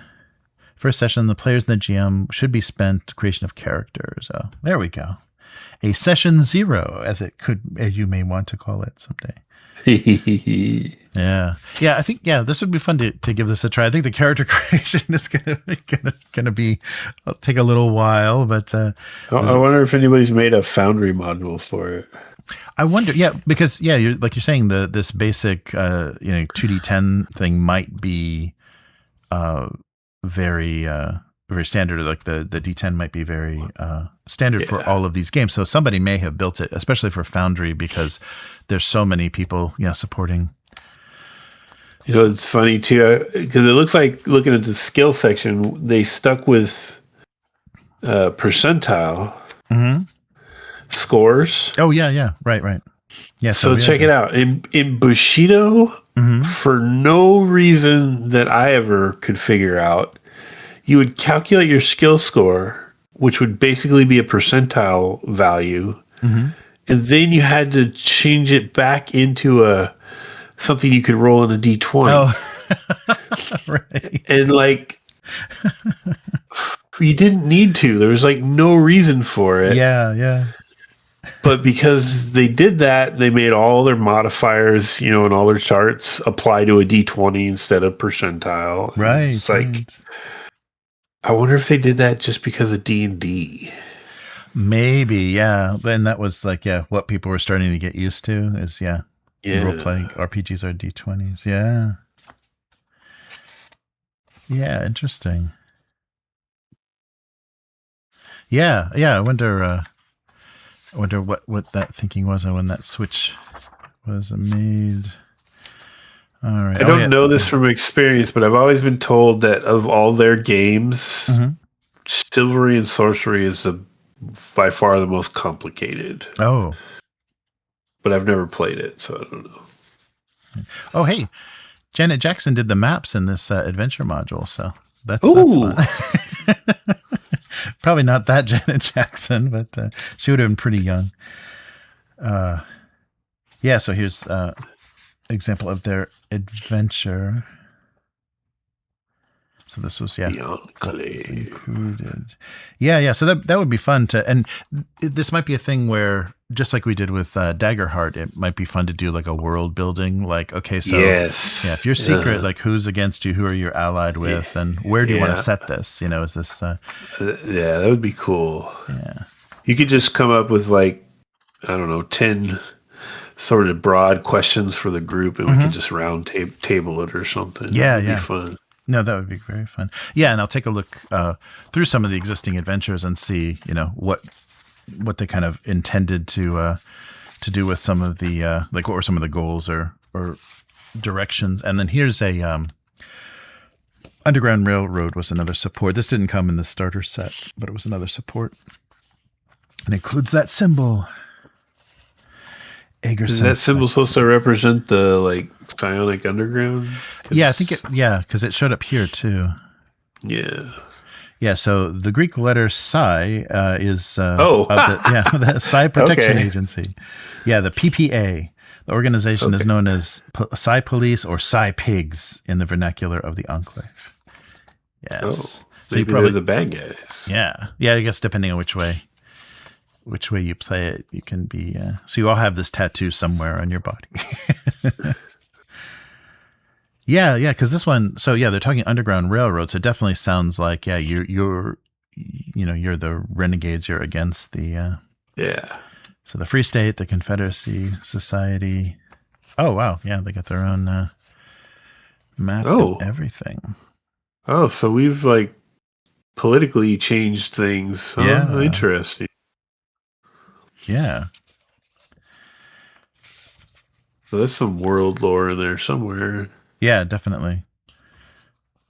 The first arrest. Oh, yeah. So this is like an inciting incident. So the origin of the Great Plague is a mystery. Some theorize that it was a bacterial weapon that was released accidentally and ran out of control. Oh, so this is, the mission to Mars of 1998. Wow, so far in the future. So during the plague years, the first appearance... Okay, so this is saying that, psionics first appeared after this plague that happened. So we can just use COVID. This is almost like a world supplement, like because the rules let you decide what it's like, so it would make sense that a lot of the adventures set up a different world kind of thing. Yeah, this sounds... And this is a year after. Yeah, this is 85. So, Andrew Keith. Oh, yeah, so here we go. So this is 3 complete adventures for use with Psi-World.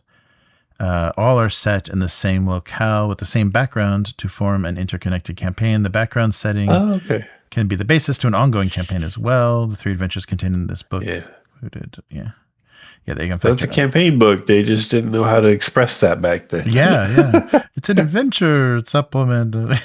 Right. That's cool. Yeah, and there's one more, I think, 1 or 2 more that were produced for the game, and then support ran out. But this is... I'm noticing from all the floor plan maps in the couple books that like there must not be a tactical combat system. Right. Yeah, that's true. Nothing is on grids or anything. It's just basic layouts. Yeah, because I don't think they had, in the rules, I don't think they were going too extreme with ranges and stuff. Let me see in the weapons sections. Oh, there are, they're doing it in yards, but not crazy. Oh. Just chunks of... Is that what you use, a ruler or something? Yeah, yes, yeah. Right, because if they give... But there's no scale on the maps. Oh, no, there is, 10 feet. So I guess you could bring these in and grid them up. Yeah, so there are ranges. Huh. But this would be fun. I think we could get a lot out of this this old school system. Lots of character art, and not by any amazing... They lost all of the good artists after the core rule book, and they just hired some backup guys. Well, that's cool. Yeah, so there's a few more of these, and then I think this is just all my character sheets. Yeah. Oh, so was this the cover? Did they do this like a module? Yeah, maybe this. Oh. Yeah, this is what we were. It was like this. Okay. Yeah. And I think I pulled it out for some reason. Did that. Yeah, and then our very yellowing GM screen. Yeah, so it's been a while now, but I ordered a physical copy of this from the existing Fantasy Games Unlimited website that said they still had copies of this box set, this original box set, and nothing showed up, no reply, no answer to any of the follow-up emails. Yeah, but it was only $12, so maybe it was like a dead site, like a dead website that they just didn't disconnect their PayPal from or whatever. But the the book or the box itself was like maybe not $12, $20. It was very, very cheap, like very, very reasonable. So I don't know if these are new printings, if these are things that have just been sitting in a warehouse forever. But yeah, so I ordered this for Christmas one year, so for us to play. So maybe 2024, and never heard anything, but was able to recover later that year. Was able to recover this the remnants of my box set from storage. Yeah, because the website is still up. Yeah, and there's stuff. So most of the stuff on there, it's a bit confusing because most of the stuff on there is PDFs. There's a ton of like Villains and Vigilantes adventures. They're all PDFs. This said it's physical. Like there are a few physical goods still left, and I don't know what that means. If they reprinted them, if they're print on demand. Yeah, a box set I don't think could be, but yeah. Oh, you know what though? There's a little tagline under their banner that says 1975 to 2015. Oh, so maybe it's been dead for. That's 10 interesting. years. Yeah. Maybe they have it. No one's been, running it for a while now. Well, there was I remember like caught my eye like probably around 2005. There was a guy who he started his own little indie game company, and he wanted to make a new Bushido. Mm-hmm. And he was in the works, like he was having people play test, and then these guys came down on him and said, no. Oh. Wow. So somebody there is still paying attention to something. Yeah, they're still maintaining their copyright somehow. Yeah, interesting. Yeah. Interesting. Yeah, so I wonder. It would be fun. Yeah, it would be fun to give this a shot. A lot of their games would be fun to dig out and see how they play. But yeah, I'll take a look and see if there is any version of this system that would have sheets and stuff. And then depending, I don't think it would be too hard to put something like this together. I guess the skills, like remember all the entry you had to do for the gear, the skills would be the real thing to do this in alchemy. The skills would take a while to get into the system. But and I wish probably that's going to happen someday, but I hope that alchemy starts letting you like freely offer like stuff that you've done for game systems. Or, I don't know. They're very focused on licensing and having official premium, modules for their VTT. But it'd be nice too if they had some sort of way that you could package, what you've built for a game world. Yes, for something that would be nice, and then let you export it to other players and stuff. It's even kind of hard just to share it in general. Mm-hmm, mm-hmm. Yeah, you can share it, but it's really complicated. Yeah, so we'll see. But yeah, this is something that we definitely should try. And I think the world building part would be the most fun to see what everyone's sensibility is, and if it's going to be totally Blade Runner inspired or or what we're going to do. I think more like 80s gritty. Yeah, kind of like Scanners or any of those kind of more moody, not quite as sci-fi things. Mm-hmm. Could be a lot of fun. Oh yeah. Yeah, I think so. Yeah, I'm looking at their website right now. Mm-hmm. And they have Bushido. It says $20. Available now, ready to ship. Yeah. That's what There's no way they're selling that box set for $20. Yeah. No way. That's what I fell for. Well, I gave them $20 just for fooling me. But that's what it said in the Psi-World thing too. So I don't know what they're doing. Maybe they had some extra or they had, some in a warehouse like, yeah, we can sell these, and they just never figured out how would we actually fulfill these orders if anyone placed one. Or they so rarely got an order that it just never came up. Yeah, it's funny. Yeah, Atlas Games, I was impressed, still has a very active web store, and all of their, old stuff, like Over the Top and all of their...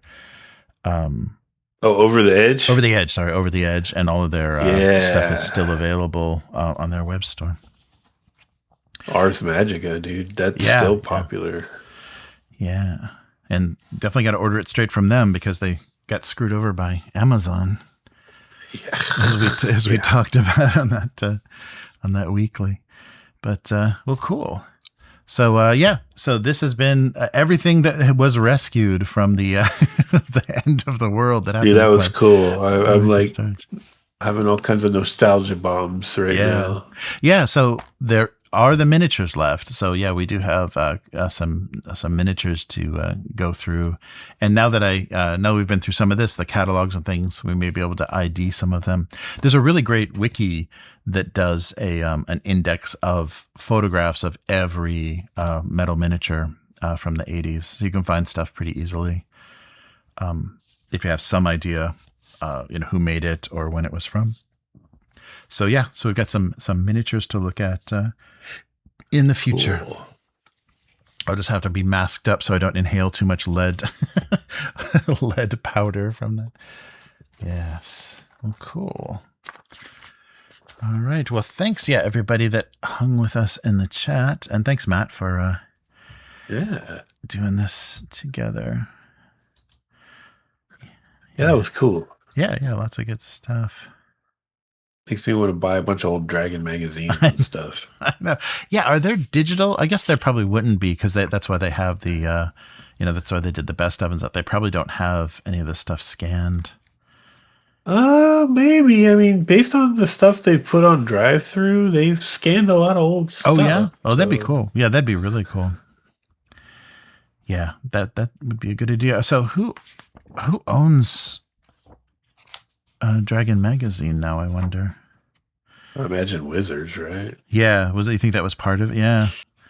Wonder if that was part of the I'm sure all of that stuff was just part of the deal, and they can resurrect it if they want.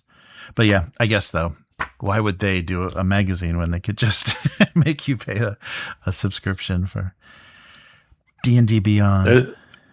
There's a 40% off on all editions of Warhammer Fantasy right now because it's a 40-year anniversary. Oh, nice. That's pretty cool. Yeah. Yeah. Is that on Drive-thru? Or is that on? Yeah, on Drive. Oh, yeah. I should have mentioned on Drive-thru. Nice. Yeah, that's very cool. Do they have any print-on-demand stuff, or is it all PDFs? Let me check. I was just searching Dragon magazine, and it does not. Oh, yeah, they do have some Dragon issues. Oh, cool. But it's very modern stuff. Okay. Yeah, I would imagine. Did they try to do a digital Dragon at some point? I don't know. I would imagine they would have. Remember when they're trying to build a website? The early days of D&D having a website and things. I'm sure they probably tried to do value added for getting you to spend money there. Okay, I'm looking at first edition. You can get the first edition rule PDF for Warhammer Fantasy right now for like $6. Which is pretty good. Yeah. That's right. Good, this is all. It's only PDF. Yeah, it's only PDF. Because Cubicle 7 owns all this now. Yeah, they would have to reprint any of that. Yeah. That's cool. 40 years of 40. Everything's hitting milestones, man. Like everything. Yeah, this is crazy. Yeah, because this is 84. Yeah, this is 42 years. We missed their anniversary. Wow. Fantasy Games Unlimited stopped counting 11 years ago. Yeah. Exactly. They've had enough. Wow. Yeah, very cool. I wonder if their stuff's on. Oh, it is. Oh, is it? Probably be safer to buy from Drive-thru to get a PDF of it than from their website, it seems like. Yeah. I don't think there's anything going on with it. I don't know, but unless maybe they have something automated, set up so you'd actually get a link for a PDF. But the PDF on Drive-thru is $10, which makes me question what the hell they're trying to sell on their website. It's $20 because it's twice as much for if it's a PDF, but it's way too cheap if it's a box set. Right. Yeah. Yeah, I wonder what that actually is. Yeah, it's confusing because they don't differentiate between a physical good or PDFs, because I think all the Villains and Vigilantes stuff on their website is all digital. So I don't know. I'm gonna use their little contact us link. We should have a pool on whether they answer me or not.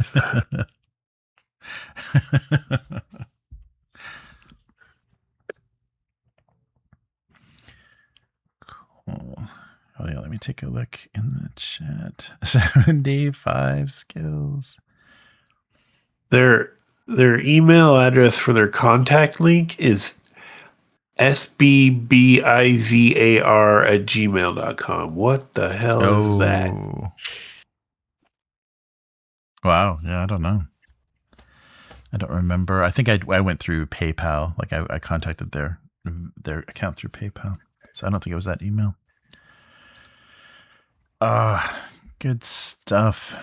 Yeah, it's fun. I'm glad a lot of this stuff made it. And it's interesting how some of this it's in decent shape. Like a lot of these paper products survived the 40 years. Everything's yellowed, and that's the thing. The staples are the one thing that didn't fare very well. As you saw, most of the books, the staples got rusted out. But yeah, a lot better than I'm sure a lot of digital stuff is going to survive 40 years. Yeah, that was really cool, man. Cool. All right. Well, thanks for joining us, everyone. And thanks for the new sub. Much appreciated. Lord Stay Frosty. And we will be back. We'll be back soon with, I think the next time we'll be back is more Star Frontiers, right? We're going to. Next Friday. Next Friday. That's right. Yeah. So next Friday, Star Frontiers. And we'll be back for the weekly. So Terry was like, I might be back in town by 11:30. I'm like, don't worry about it, dude. We'll catch you on the third session. Right. Cool. All right. Well, thanks for joining us, and we'll be back again soon. Goodbye. Bye.